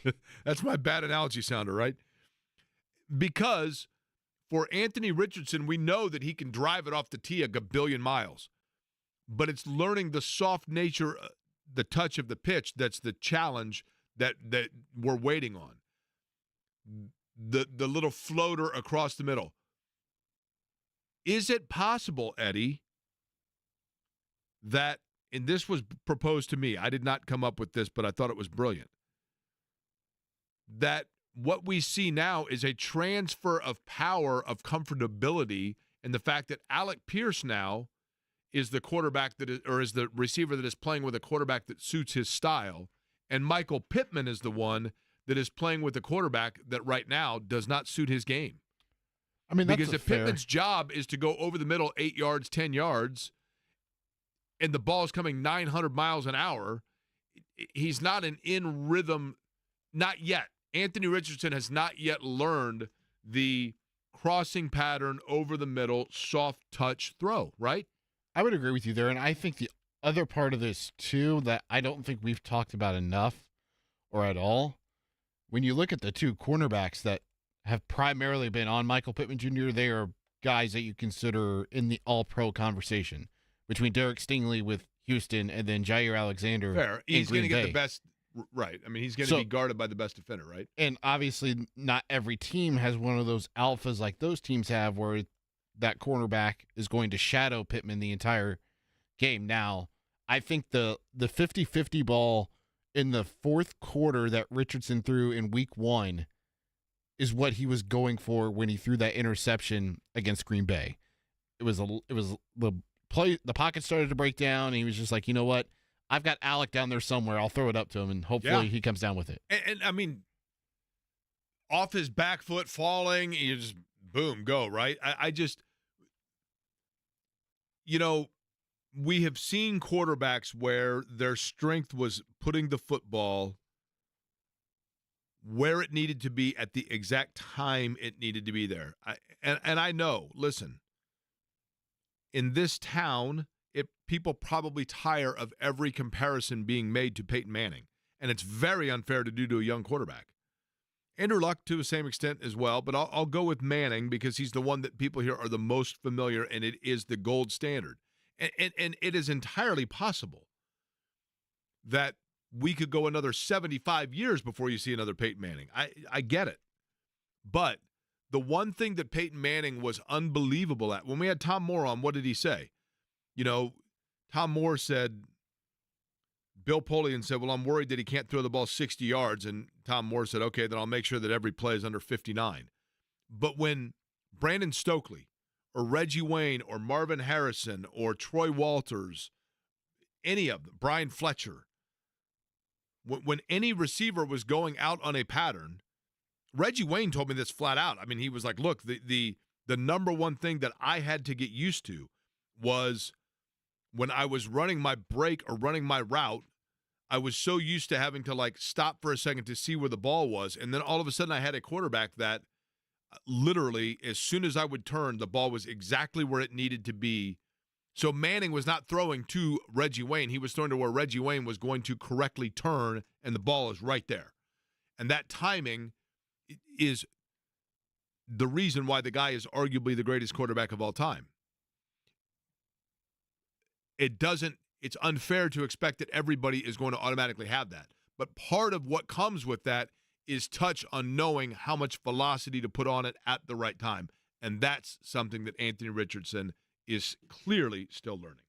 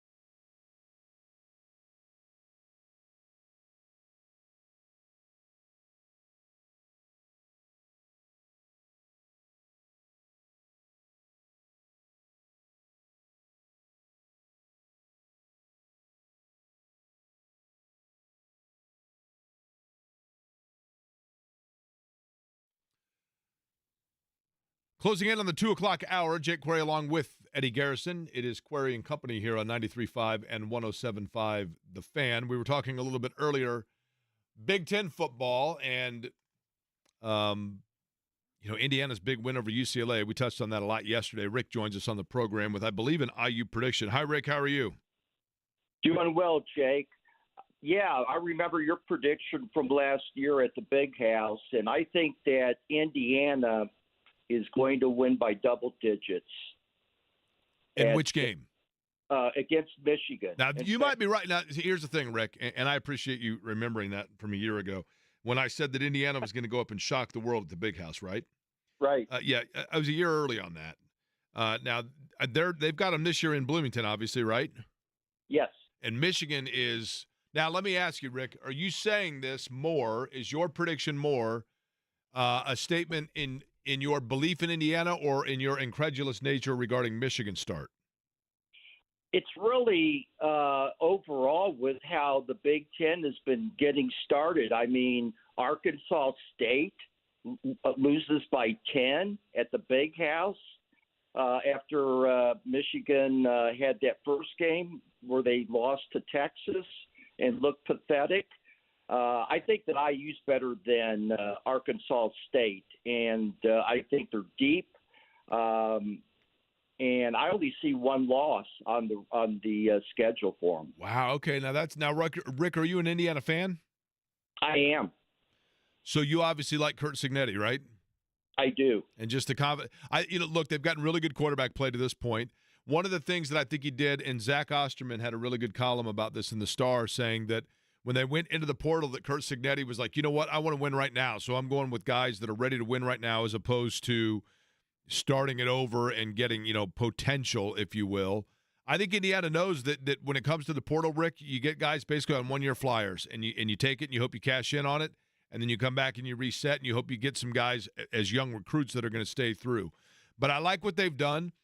The one thing I would say, Rick, to be cautiously optimistic, and once I say this, I want your thoughts, Rick, on whether or not I'm being too like Debbie Downer here, okay?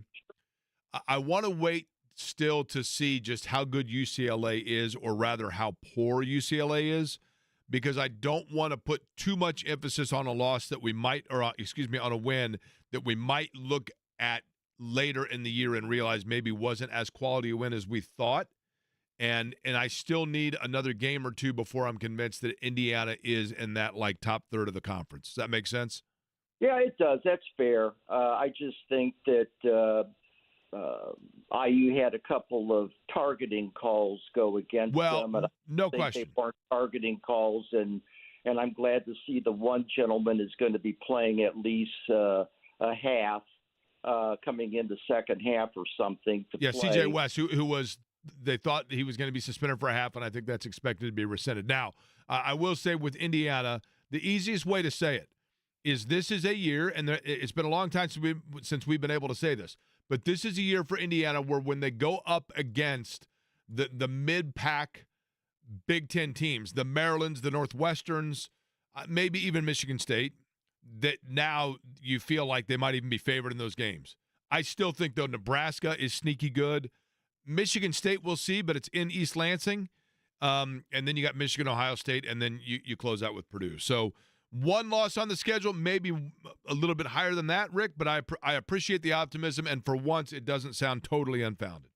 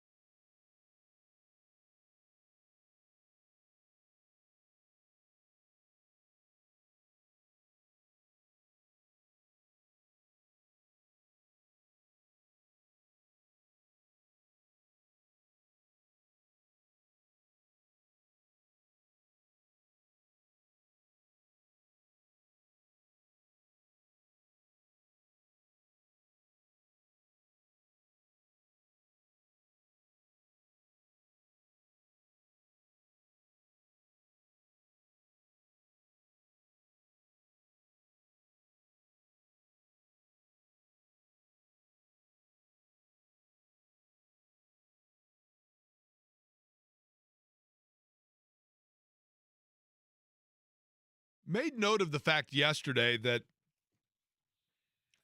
maybe it's just that we've lost an era of, that's the wrong way of saying it, but we've seen a transfer of power in the quarterback eras of the Phillip Rivers, the Drew Brees, the Mannings, the Bradys, the Favres, the prime Russell Wilsons, the big-armed guys are on their way out, and now you're getting more into like the hybrid mobile guys, but you're not seeing the 350, 400-yard passing games anymore, and rather you look at the box scores like 150, 170, 190 yards for winning quarterbacks, which is, back to kind of yesteryear. But we're going to see, again, another of the young, uber-athletic quarterbacks that can also throw the ball and just keep you on your heels this weekend in Caleb Williams. And a guy that wrote an interesting article about Caleb Williams also, we talked earlier about Bryce Young, and he can touch on that with Anthony Richardson and how that ties together. Luke Easterling from Athlon Sports joins us on the Express Pro Tires and Auto Guest line. Luke, I'll begin with that. I mean, Caleb Williams is a dynamic talent. There is no question about that. But is Indianapolis getting him at the right time? Have we seen yet glimpses of who and what he is, or is he, like Anthony Richardson, still really in the experimental feeling his way through stage? Yeah, well, I mean, one interesting note on what you were just talking about, though, I think it has far less to do with the quarterbacks and so much to do with how defenses are playing them nowadays. Right. I think the defenses are playing so much too high now with both safeties back, and it's either cover 2 shell or cover 4, and they're just keeping everything in front and daring you to run the ball. And so the pendulum will always swing back one way or another, right? Everybody's going to be beefy in the middle and run power until the defenses adjust, and then, now we're going to spread you out and get skinny and fast, and, it's always going to keep doing that. But I think that has a lot to do with it in terms of keeping those passing stats down to start the season. They're just not going to let you beat you deep and put up all those numbers. But in terms of Caleb Williams, whether or not the Colts are getting him at the right time, I think, obviously week 3 of your rookie season, you'd hope things are only going to get better for Caleb Williams and the same for Richardson, who's, still. Yeah, I should have reworded that, Luke. Clearly, Caleb Williams is in the infancy, but I guess what I'm getting at is, has he already shown flashes that he is at the comfort level, or is this still wide-eyed? I think it's still wide-eyed, but it has a lot to do with the offensive line play, and appreciate you teasing my article there for Athlon Sports about so much of moving from Justin Fields to Caleb Williams was supposed to be this huge seismic leap in terms of talent. I've been a huge Justin Fields fan for a long time, and I know he's got his shortcomings, but I believe that those problems weren't the majority of those problems weren't on him. And to watch the same offensive line struggles, they went out and got a bunch of weapons. The defense is playing really well. But if you don't have an offensive line that can keep your quarterback clean, especially a young rookie quarterback, it doesn't matter how good you are. There were a couple of throws in that last game for the Bears where Caleb Williams made a throw that I think, if he's back in the Pac-12, he's playing at USC, that's probably a 70-yard touchdown, and it's a great highlight. But he's definitely finding out that these are all grown men with families to feed, and they're a lot bigger, faster, stronger than they were in the Pac-12. And so those throws are interceptions now. It's not the same, and you can't run around and run away from every defensive lineman in this league. And so I do think it's still going to be wide-eyed for him for a while, but that offensive line's got to get fixed. He's got plenty of weapons. The defense is going to win some games for them, but the Colts are definitely taking. As long as they can generate a pass rush, they're gonna give him trouble.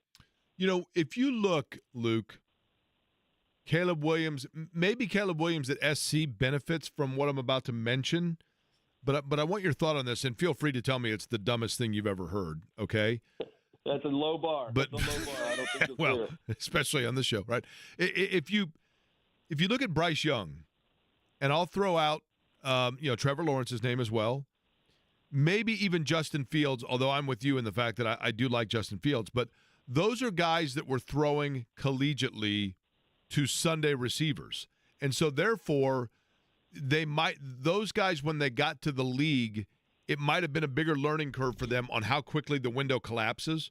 Whereas an Anthony Richardson and maybe to an extent a Caleb Williams, I didn't see a lot of SC admittedly, but Anthony Richardson in college was not necessarily throwing to guys that were already 2 to 3 feet off of the defender where they needed to be.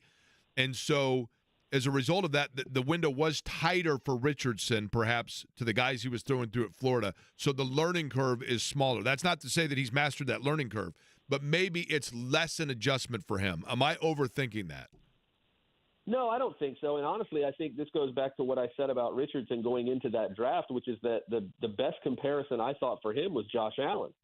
Because if you look at Josh Allen, his time at Wyoming was not statistically friendly. They didn't win a ton of games. They were fairly successful, but not any. They weren't undefeated and those sorts of things. Didn't win 10 games a year. But he struggled with what? He struggled with consistency, accuracy, decision making. Elite athlete, big, fast, strong arm, all those things. But again, to your point, not a lot, not Sunday receivers that you're throwing to. The windows are a little bit tighter and a little more development, maybe a lot more development required at the next level. Great athlete, great thrower, but can they develop into a great quarterback? And I think that's a great comparison for him. And again, like I mentioned before, Anthony Richardson's 7 starts now. He's still technically a rookie. He's a guy that came out of college with 11 starts under his belt at the college level, still a very, very young guy, tons of talent. I really hope that the Colts are going to be willing to be as patient with him as any franchise should be, given his specific experience and makeup. Contrasting that obviously with what's happening in Carolina with Bryce Young and the impatience they're showing there. I really hope the Colts give Richardson a chance. Make sure the offensive line is solid. He's got some decent weapons. I really believe in Shane Steichen's offensive system and how it fits what he does well. So I really hope they give him the time to develop and maximize that talent he has. Did the Panthers fail Bryce Young, or did Bryce Young fail the Panthers? I mean, the Panthers have failed Bryce Young in so many ways; it's ridiculous. And again, I don't know how much I fault even the coaching staff for this. And again, I can't know what was behind closed doors. All I can see pattern of impatience on the part of David Tepper, the owner, and that extends beyond the Panthers. He did the same thing. He owns a soccer franchise in Charlotte, if I'm not mistaken, and fired that coach halfway through a season, the first season, something like that. It's so many. I feel like he has rose-colored glasses of what he expects, and obviously it doesn't help what C.J. Stroud is doing in Houston and saying, well, we could have had him. Why is he doing these things better? Well, they're a much healthier organization than yours is. They have a much more stability in the coaching staff. They have, so many different things that have made it easier for C.J. Stroud. Obviously, C.J. Stroud appears to be a much better player in certain ways. But, man, I mean, Bryce Young has had his own struggles. I'm not going to put no blame on him. But, man, when and I just saw an incredible rant from Al Piper Jr. on ESPN. I don't know if it was reporting it yesterday, talking about all the ways in which they have failed him. They give him an entire season to start with one coaching staff. They blow it all up and change everything, and then you come into this season having to start over, and he only plays one series in the final preseason game, basically, against guys that aren't going to make anybody's team, and wonder 2 games in why he's still struggling under a new offense. There's so many ways in which, the offensive line is not great. There's not a ton of weapons there. They even on the defensive side of the ball, they traded away Brian Burns. They let Frankie Luvu and Jeremy Chin, two of their better defensive players, walk. So many ways in which this franchise doesn't seem to figure out where they are and make decisions accordingly. And it's not that I don't think Bryce Young can benefit from some time out of the spotlight, out of the pressure, just focus on the playbook, focus on growing and learning while Andy Dalton starts. I think he can turn that into a positive, but I do believe that the Panthers have failed him at every point up to this point. Okay, now, Luke, hang on just a second. I got to ask. I don't know if, your Bluetooth just went out there or if you decided to see if you could talk into the phone from 20 yards away. But all of a sudden – you sound the same to me right now, I'm not going to lie. What's that? I'll tell you what, Eddie. Let's. How's that? Let's try. Oh, there we go. All right, we're back. You sounded the same to me. You sounded like you were in a can of soup, like 30 miles away. I always sound like I'm in a can of soup 30 miles away. So I think it was my headphones. I pulled them out, so we're going old. Okay, appreciate that. Okay, so the reason I asked about Bryce Young is because I don't think this is happening in Indianapolis to that extent. But I'm starting to grow caution. I know it's very early in the Anthony Richardson regime, and he certainly has shown flashes as to why they selected him when they did. But the areas that I would like to see more stability around him, a la the defense that can keep him, get him rest and get him the ball, or excuse me, get him the ball back as opposed to get him out of rhythm. There are a lot of areas that I feel like the Colts right now that I thought were going to be better to support him so far are showing to be inadequate. Are the Colts at any risk at all of failing Anthony Richardson? Oh yeah, I definitely. I think any franchise in that situation is at risk of doing it. It's about how you mitigate it going forward. And I think you're right. I expected some of those units to be a lot better than they have been so far. And you mentioned the defense is not just about getting him rest. It's about giving him, putting him in game script situations where he's not having to chuck the ball all over the field because you're down 2 scores in the second half for most of the time. You've got to be able to keep the games close enough to allow the offense to be balanced in how they attack the opposing defense. So when you take away the running game for most of the second half, that's going to be hard on your quarterback because it makes life easy for the defense. So they're absolutely at risk of failing him. I don't know what the right answer is. I think, going into that draft, again, there were so many people that were like, oh, he needs to sit. I was kind of the mindset that's the opposite. That's like, listen, this is a guy who hasn't played a lot of football. He needs to play football. He needs to get reps. He needs to be in the game and just learn on the fly. And honestly, the days of letting your first-round quarterback, especially top 5, sit for a year or 2 before they're ready to start, the way the rookie contracts are built, it's just that we don't live in that world anymore, unfortunately. And so it's definitely a much more sped up learning curve for these quarterbacks. I think Richardson can handle it, but again, you hope that the other units around him can pick things up and improve to the point where it makes it not so difficult for him in every way to have to develop on the fly, and he can just benefit from the fact that he's in games, he's getting those game reps, and hope he can grow that way. And realistically, it's so easy to forget this, Luke, right? Luke Easterling is our guest from Athlon Sports, who has an interesting article about Caleb Williams, the next quarterback the Colts are going to see here coming up on Sunday, and as well Bryce Young, which we hope that pattern doesn't repeat itself in Indianapolis with young quarterbacks. With Anthony Richardson, we say to ourselves, in my mind, I keep thinking to myself, well, he's only 2 games into his rookie, and I have to remind myself, no, he sat the vast majority of last year because of the injury. So he has had that sit with a clipboard and learn year of an internship, if you will. And I know that he got, I think, 4 starts last year before that happened. But nonetheless, the time is now, right? And I do think that he has shown at times you see the arm that you fall in love with. But maybe Josh Allen is a good comparison, Luke. Where was Josh Allen at this point? Were there people in Buffalo that were saying, man, the arm is great, but he has no touch whatsoever? Is it pretty parallel in terms of timeline? I think it is, and especially if you kind of, obviously it's a little bit unique, like you said, with the fact that in terms of game starts, he's only at, 7 as opposed to, having a full rookie year, but he did get those mental reps. I think if we look at Josh Allen's 7 starts into his career in Buffalo, it was very much the same thing. We always joke with a guy in my Dynasty Fantasy Football League that he dropped Josh Allen in that league because he was so bad to start his NFL career, and that obviously didn't work out too well.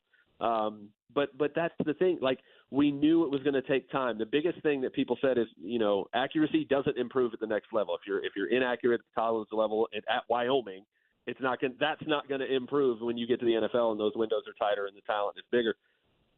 Josh Allen, I think, has improved his accuracy. He has gotten better at that, which has been a credit to him and a big surprise to me. But it does show that development can happen. Josh Allen's biggest issue at this point is he plays hero ball too often. He's kind of too confident in his arm at times. He's still working on the decision making, but he has obviously become one of the biggest superstars in the league at the most important position. I still think that's Anthony Richardson's ceiling. I still think he can get there and be that kind of player just because he's so talented. And I do believe he's a very, very smart quarterback who can read defenses and understands the scheme. I don't think those things will be an issue. It's just a matter of, like you said, can the rest of the team pick it up to a level that's healthy for him, to where he doesn't have to carry all of that weight every week while he's trying to learn and develop. I still think he can become that Josh Allen impact player. Your ceiling for the Colts is what this year? The ceiling, I don't know if I'd put them in the playoffs just because I think there's a lot of teams in the AFC that are going to have a lot to say about that. But I think, going 500 should not be out of the question if they get some of these things figured out.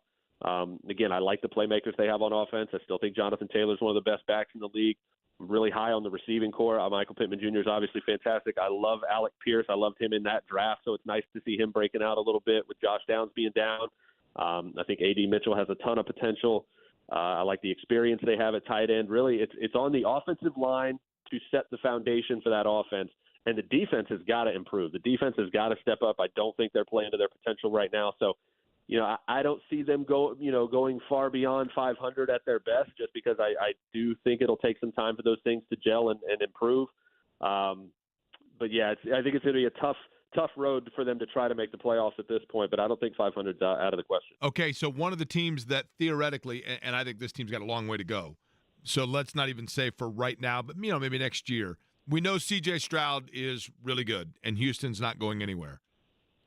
I'm a huge Trevor Lawrence guy, but I will admit that it's gotten slow footing here in Jacksonville, and I don't know what's going on there. I'm curious your thoughts on Will Levis and whether or not he can be the guy in Tennessee. I don't think so at all, and I don't think one of the most important aspects about the Will Levis situation is it's not the current regime that traded up in the second round to draft him, even just a year ago. So I think, just look at Brian Callahan's reaction to what happened on Sunday and the fact that he was so blunt and honest even after the fact in the press conference about the frustration of those kind of really, he said it was a dumb thing to do. He plainly said it, and I agree. You only get so many of those, with a new crew of decision makers who did not draft you. And so I just don't see it with Will Levis. Again, I know the arm is there, the toughness, the competitiveness. He's a great athlete. I just don't see the decision-making, the accuracy, and that's continued to be his issue. I don't think he's going to be the guy in Tennessee. I think if the season continues to go the way it has gone, I think they're definitely going to be in the mix for a quarterback at the top of next year's draft. But the Jaguars are the biggest mystery in that division to me. I don't know what's going on there. I think they've had some really weird coaching decisions on both sides of the ball. They've got a lot of talent. It's really surprising to watch the way they've started this season. And there's certain things you can't account for, and the things that snowballed against Miami after the fumble. But again, I think that reflects coaching. It reflects culture. They've got a lot to figure out in that locker room to live up to the talent that's on paper. Can Lawrence be the guy? Absolutely. I don't think he's really the issue. I think the offensive line, again, we come back to these foundational things. If you do not have a solid to good offensive line, no matter who your quarterback and skill position guys are, they're going to struggle. And so I don't think he's the issue at all. I think paying him was the right decision. I still think he's one of the more talented quarterbacks in the league. It's just about the whole picture. It's the ultimate team game for a reason. I think they have the quarterback. They have talent at a lot of the different positions, but they've got to win the game in the trenches on both sides of the ball, and the coaching has to be better. Luke, you went to the University of South Florida, correct? I did. And you covered the Bucks, I know, for a while. That was kind of, that's one of the teams you've regularly covered. We find you right now living where? Your base city is which? I just moved, so I live in Washington, about a half hour from Seattle now. We moved up here in May after spending literally my entire life in Tampa. So that's where I am now. Now, did you have experience in Seattle prior?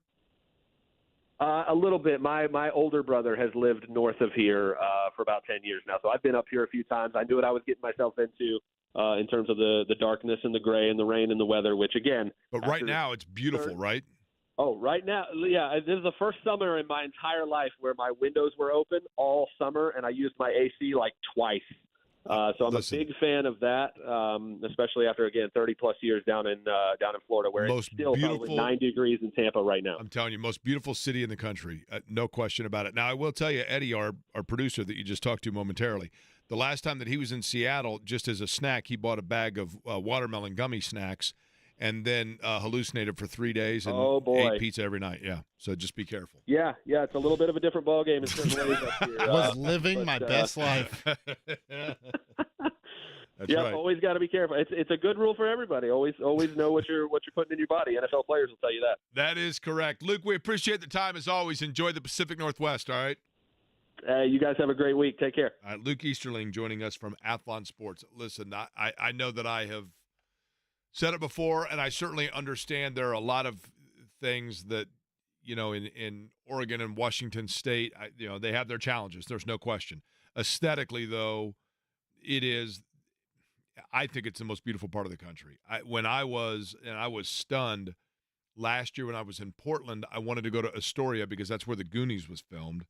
So I drove with a buddy of mine that I grew up with that now lives in Portland, Mike Tobin, and we drove together. It's probably like an hour and 40 minutes from Portland up to Astoria, and it literally is breathtaking. I mean, it's incredible. And Astoria is a cool little town. And I thought, man, this would be an awesome place to live. There's so many places that I just think to myself would be an awesome place to live. But as you know, Eddie, where I'm going to end up is Wyoming. That is correct. Yes. With a whole bunch of dogs and a farm and everything. No farm. I don't farm. Well, it'll be a farm of dogs. A ranch, yeah. Have you seen that guy? I don't know his name, but he has like an Instagram page. There's a fella. Gee, I wonder who you're talking about, Jake. There's a guy that has. Have you seen that guy with an Instagram He's got page? like 200 dogs. They're all rescue dogs. Like people now. He's now sponsored by people and probably like a pet food company. And so when people have a dog that has a medical emergency or has, whatever, he takes them in and there are 24 hours in a day. Shannon spends 22 and a half watching this guy's Instagram videos. And she's always like, I just love him. I just love him. And then she has to act like she's talking about one of the dogs. Does that concern you at all, Jake? Well, I think he lives, I don't think it's in the U.S. though. Does it humble you? Costa Rica? No, that because she has an affinity for somebody else other than you? No, I'm here for it because I'm like, look, if that means that she is going to be down with my Wyoming Rescue Dog Ranch program, because she's a native of Colorado. That's right. So she wants to do this in Colorado. Another great state. And the way your eyes lit up when I mentioned Colorado. If we go out there, I'll bring back snacks, okay? Thanks. Plenty of Scooby snacks for you. But she's a native of Colorado, so she wants to do our retirement thing in Colorado. And I'm like, well, no, it's got to be in the little area of Wyoming between Laramie and Cheyenne. There's just nothing out there. I think that the government owns all the land. So I'm going to be like, wait, my own you have little friends version of out there Yellowstone. already? Huh? You have friends out there already? I know people everywhere, Eddie. What city do they live in? In Wyoming? Laramie and Cheyenne, yeah. Between Laramie and Cheyenne. Oh, I thought those were people. There's no. There's nothing there. That's what I'm saying. There's nothing there. But I do know people who've lived in Wyoming, Buffalo, Wyoming. There's a lot of cool areas, man. I'm telling you. Very, very cool areas. We played it for you earlier, but we'll play it for you again. I'm still literally we're rounding turn 3 of the show here today, and I'm still trying to figure out what happened on pit stop number 1 with Shane Steichen. I'm confused. He said some things over the radio I don't understand while I'm in the car, and I'll let you hear it, and you folks can make your own conclusion. We might even dust off the elixir again, Eddie. Oh my goodness! I know, because I bought I didn't pay for the premium, but we're allowed a couple of spins per day. So I didn't realize we were paying Jimmy this much money. I know. We'll do the elixir again and let you know what Shane Steichen really had to say about Jonathan Taylor.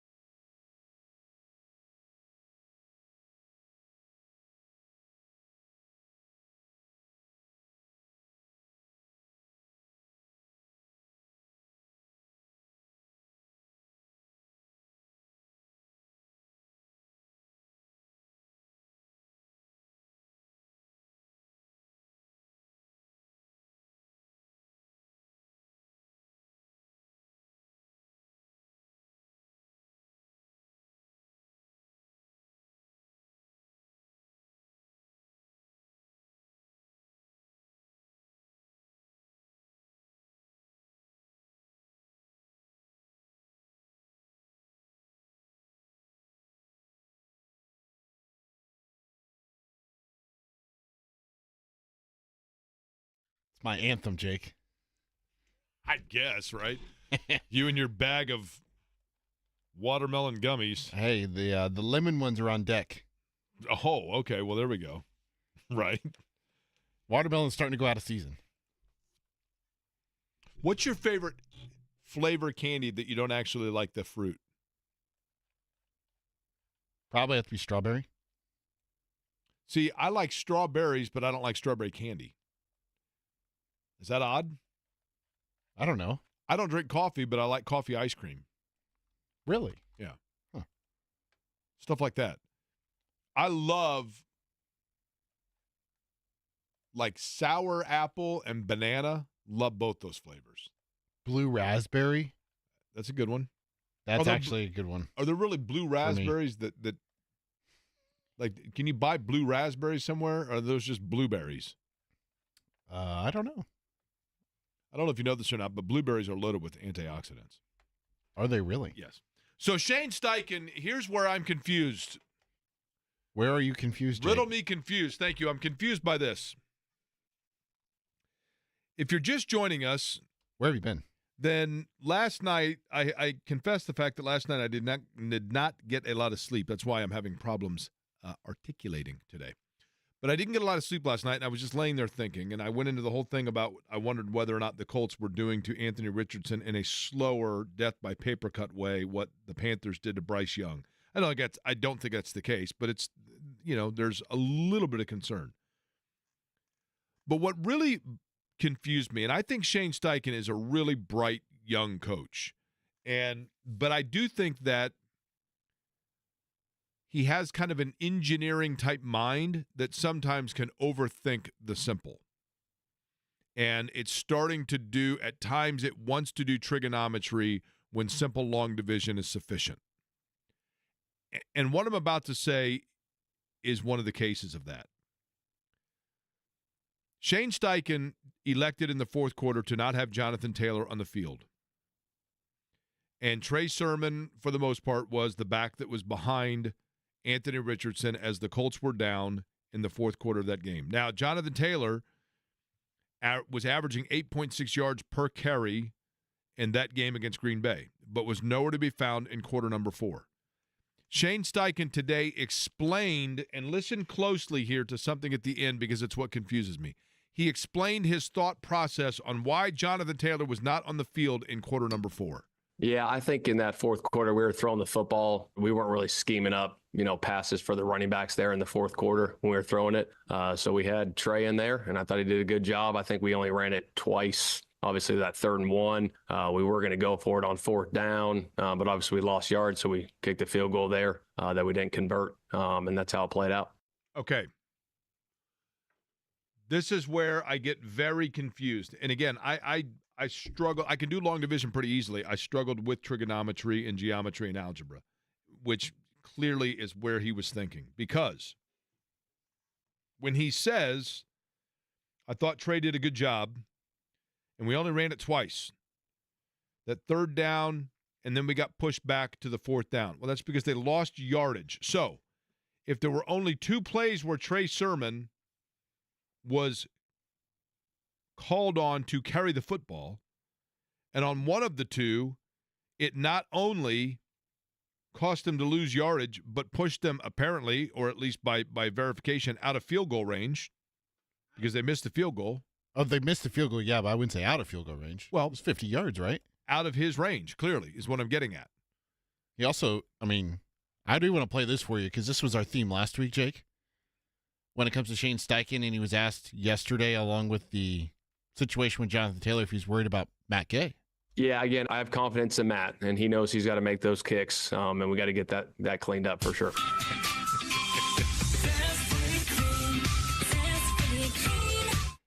So they're cleaning things up in the kicking game, right? And they're fixing things up elsewhere. That's right. But my point being, with Trey Sermon, you wouldn't have to have the kicking game cleaned up, perhaps, if you're kicking that from, say, 45. I mean, a guy's coming off a hernia, and you're asking him to kick a 50-yard field goal. So you're out of range based on just where he was from a health standpoint, perhaps. But if Trey Sermon was only carrying the ball twice, by Shane Steichen's comment, and you thought he did a pretty good job, And in one of those carries, he loses 4 yards. And the other one, he gets you back to where he's carried twice for 0 net yards. 0. So you look at it and you say, okay, so what that means is he must have thought he did a pretty good job based on his pass protection. Because it's not because of the running game that he did a good job. It's got to be based on his pass protection, I would assume. James Boyd, who you hear on this program from time to time, and you'll hear the him other on Friday. stations, that's in the other stations, the other shows here at the station.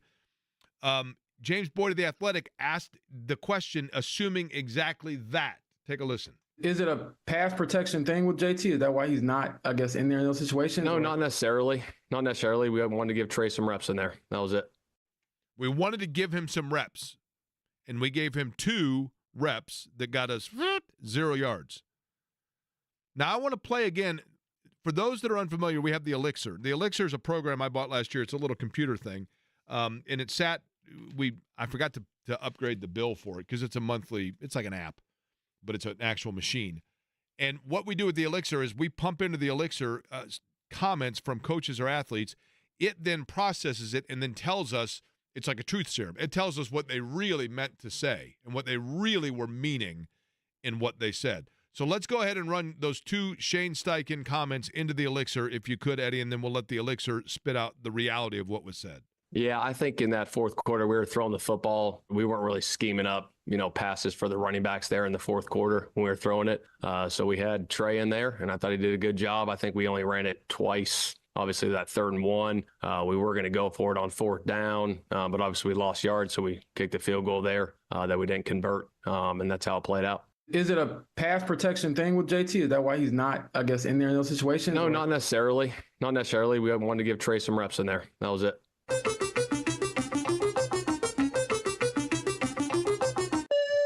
Okay, here we go. Look, what do you want me to say? We have a back with an 1,800-yard season that was averaging almost 9 per carry. But I opted for a recently hurt dude that once ran all over Northwestern because his name sounds like a third church service. Okay, there you go. What else? What other reasoning could there be? Does our Elixir listen to the program? Because that's something you said earlier. The Elixir is influenced, yes, by, my ability to lead the witness, so to speak. It just doesn't make any sense. And I think sometimes we all do this. We all do it. Sometimes when you're in a relationship or you're pursuing somebody, or maybe at work you get a call that the boss wants to have a meeting with you the next day and you're calling people like, hey, what do you think this is about? What's going on? We all overthink things in the workplace. We just do. Or in our relationships or whatever else. I think in this situation, Shane Steichen, and part of what makes him an intriguing young coach, part of what makes him a bright star that people are excited by, is the fact that he does have a computer-like mind offensively of coming up with different looks, different angles, different interpretations of defenses and whatever else, and finds areas to exploit and all of that. And that those are all wonderful. But sometimes you should just stick with the basics. And Jonathan Taylor doesn't have to be it's one of 2 things. Either they were disciplining him for drops or he was hurt. It has to be one of those 2, because Jonathan Taylor, you could have as I told Stephen Holder earlier, you could have Jonathan Taylor sitting in the backfield reading a program. The fact that he's back there, you have to surrender at least 2 of your defenders to keep an eye on him. Trey Sermon doesn't. There's nobody. Fine backup. Good player at Oklahoma. Couple of great games at Ohio State. Don't get me wrong. And last year I said, a serviceable player. I liked him. I still like him. But not as my bell cow fourth quarter back when you're down. There's not a defense in America that is like, whoa, wait a minute. We got to put 2 more guys up in the box because Trey Sermon's in the backfield. Partially just based on branding, because when he's there, they're not running the ball. They ran it twice in a quarter. Twice. Right? Jonathan Taylor forces you to know where that guy is. If you are any other team in the NFL and you see Jonathan Taylor back there, you know what you're thinking about? You're thinking about, oh, man, I remember that huge Sunday night game in his 1,800-yard season when the Colts theoretically were just going to salt clock, and they gave it to this dude, and he ripped off like an 82-yard run going 22 miles an hour. We got to respect this guy. And you load up, at the very least, maybe you don't put 5 in the box, but you at least are aware of where he is, and then all of a sudden you're like, oh, my gosh, hold on. I completely forgot Pittman's right behind me going across the middle. Boom, 8-yard gain. Boom, 7-yard gain. Now all of a sudden you're in rhythm. You're going, and you're going down, you're scoring, you're striking. To get away from that is flat out overthinking. It's just taking the obvious and getting too cute. You're getting too cute, and you're getting too creative. I start to think that it was a benching because he had a fumble early in the game, but Green Bay didn't recover it and went out of bounds. It was very close to being recovered by Green Bay. He had the borderline drop on a 4th down, and then he had another drop on a 3rd down, kind of. But to me, I think both of those are a moot point because even if Jonathan Taylor catches them, he was getting tackled immediately upon the catch. Like, there was no way he was getting the first down. Even if it wasn't a discipline, just in the back of his mind, Shane Steichen's mind, like an Achilles that he had to get over of, oh, man, like this is how I'm seeing what he's going to do, and I don't want to go back to that. I'm worried about it. You got to be a goldfish, man. You do. You got to be a goldfish. Jimmy has plays of the day, and we'll hand it off to John next.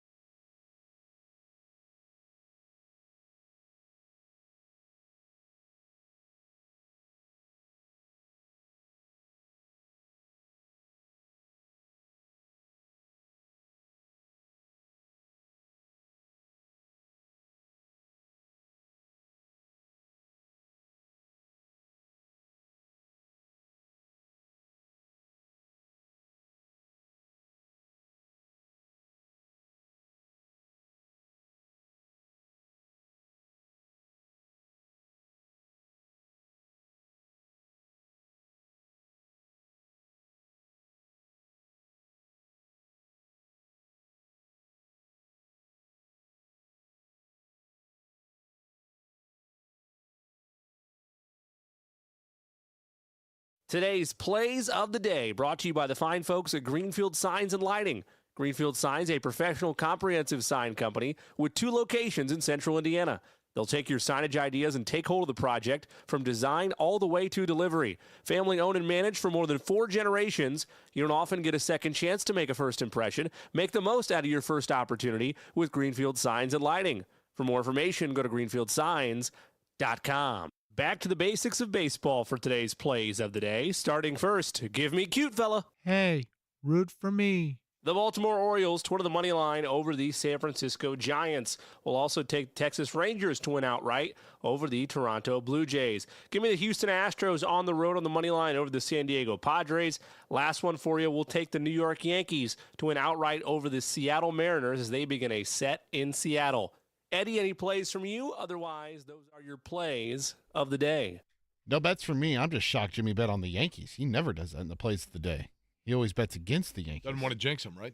I guess he is, though, today. J&B just walked in. John, I got a good trivia question for you. Hold on, Eddie. Turn that off for a sec. There you go. All right, buddy, now. You ever get on your phone and typically this happens. Is this going to more be on trivia Facebook. I can do? Or Yeah. You'll like know it. Trivia Pursuit, smart So, stuff. There's on Reels, I think it's called Reels. on Facebook. The two that it's clearly an algorithm that my phone is Sopranos. sending me. But the two things close. All the time.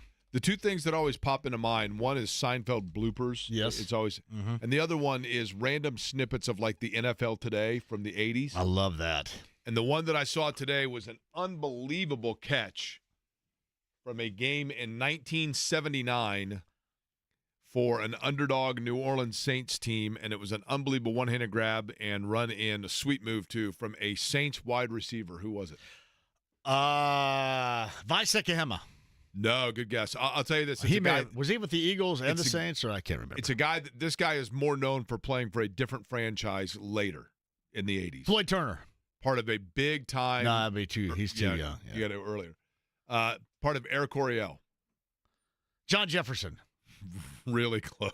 Wait. Oh, wait. Wes Chandler. Yes. There you go. Wes Chandler, man. You know what else is Wes Chandler? You ready? Watch Karate Kid, the original. And when Daniel-san goes to the Halloween party and the shower curtain, he's got on a Wes Chandler Chargers jersey. Does he really? He does. Number 89, right? Wes Chandler? 89? Yep, that's right. 81 for New Orleans, 89 for 89 for the Chargers. He's a good player, man. I didn't realize this. He's from New Smyrna Beach, Florida, which is where I went on my senior year high school spring break trip. Wes Chandler. He's coaching now. Well, I don't know about now. He was a wide receiver coach at University of California. More information than anybody wanted to know about Wes Chandler. Wes Chandler, yeah, but Daniel LaRusso was rocking Wes Chandler. And it wasn't like the Sears jerseys that we had back the then. thing that always drove me nuts about Daniel LaRusso is the fact that, and I don't even know if the other guys made fun of him for this, but the way that he walked on his tippy toes drove me nuts. You know what drove me nuts? Is how he stood on the side of the mat scouting the other matches, and all he did was gnaw on his fingernails. It was like chewing his nails. They go, hey, stop chewing your nails, wuss, all right? Did you like all of the Karate Kid movies, or do you think they jumped the shark after a while? No, I will watch the original, and then I'll watch the first 3 minutes, right, of 2. Yeah. What's the one where? Which one is it where they like honk the nose? Is that like 3? That's 2. That's 2. I mean, that gets to be a little much, right? Yeah, I saw 2 as a part of. They used to have. I don't think they have these anymore. The Dusk to Dawn Memorial Day weekend at the Y&W Drive-In in Bloomington, right down by Lower Cascade. Do you think there's even a drive-in still there? No, it's not there anymore. I think it's like a TIS bookstore warehouse or something now. Now, did you watch Cobra Kai? No, I did not. I haven't seen 1 minute of it. You believe that? It was great, but here's the problem. The most recent season, it was one of those deals, I think this probably happens with you too, John, where you watch a show on Netflix, which I did with Cobra Kai, but then there was such a length of time of delay between 2 of the seasons that I completely forgot about it and lost interest, and then I've never gone back to it. You know what I mean? I'm like, I don't remember who any of the characters are anyway. Hey, who's your favorite Bears player all time not named Walter Payton? Probably either Wilbur Marshall or Jim McMahon. Wilbur Marshall was the baddest of badasses, was he not? I'll tell you, here's one that I loved, and it was interesting. Matsui?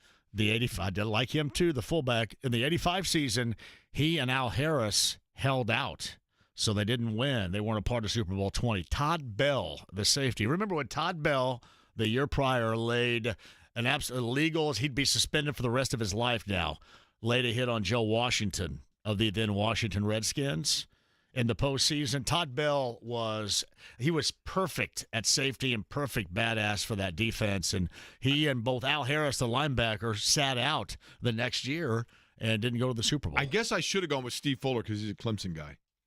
Do you remember his line in Super Bowl Shuffle? I don't think I'll come up with it right now. They say Jimbo is our man. If Jimmy can't do it, I sure can. This is Steve, and it's no wonder. What's he do? Run like lightning, throw like thunder, pass like thunder. Pass like thunder, So yeah. bring on Atlanta, bring on Dallas. This is for Mike and Pop for Alice. All right, John, you got a big show lined up next? Oh, yeah, we're ready to rock, man. All right, J&B's going to be up next with you. Thank you for listening to Query & Company. Eddie and I back at noon tomorrow.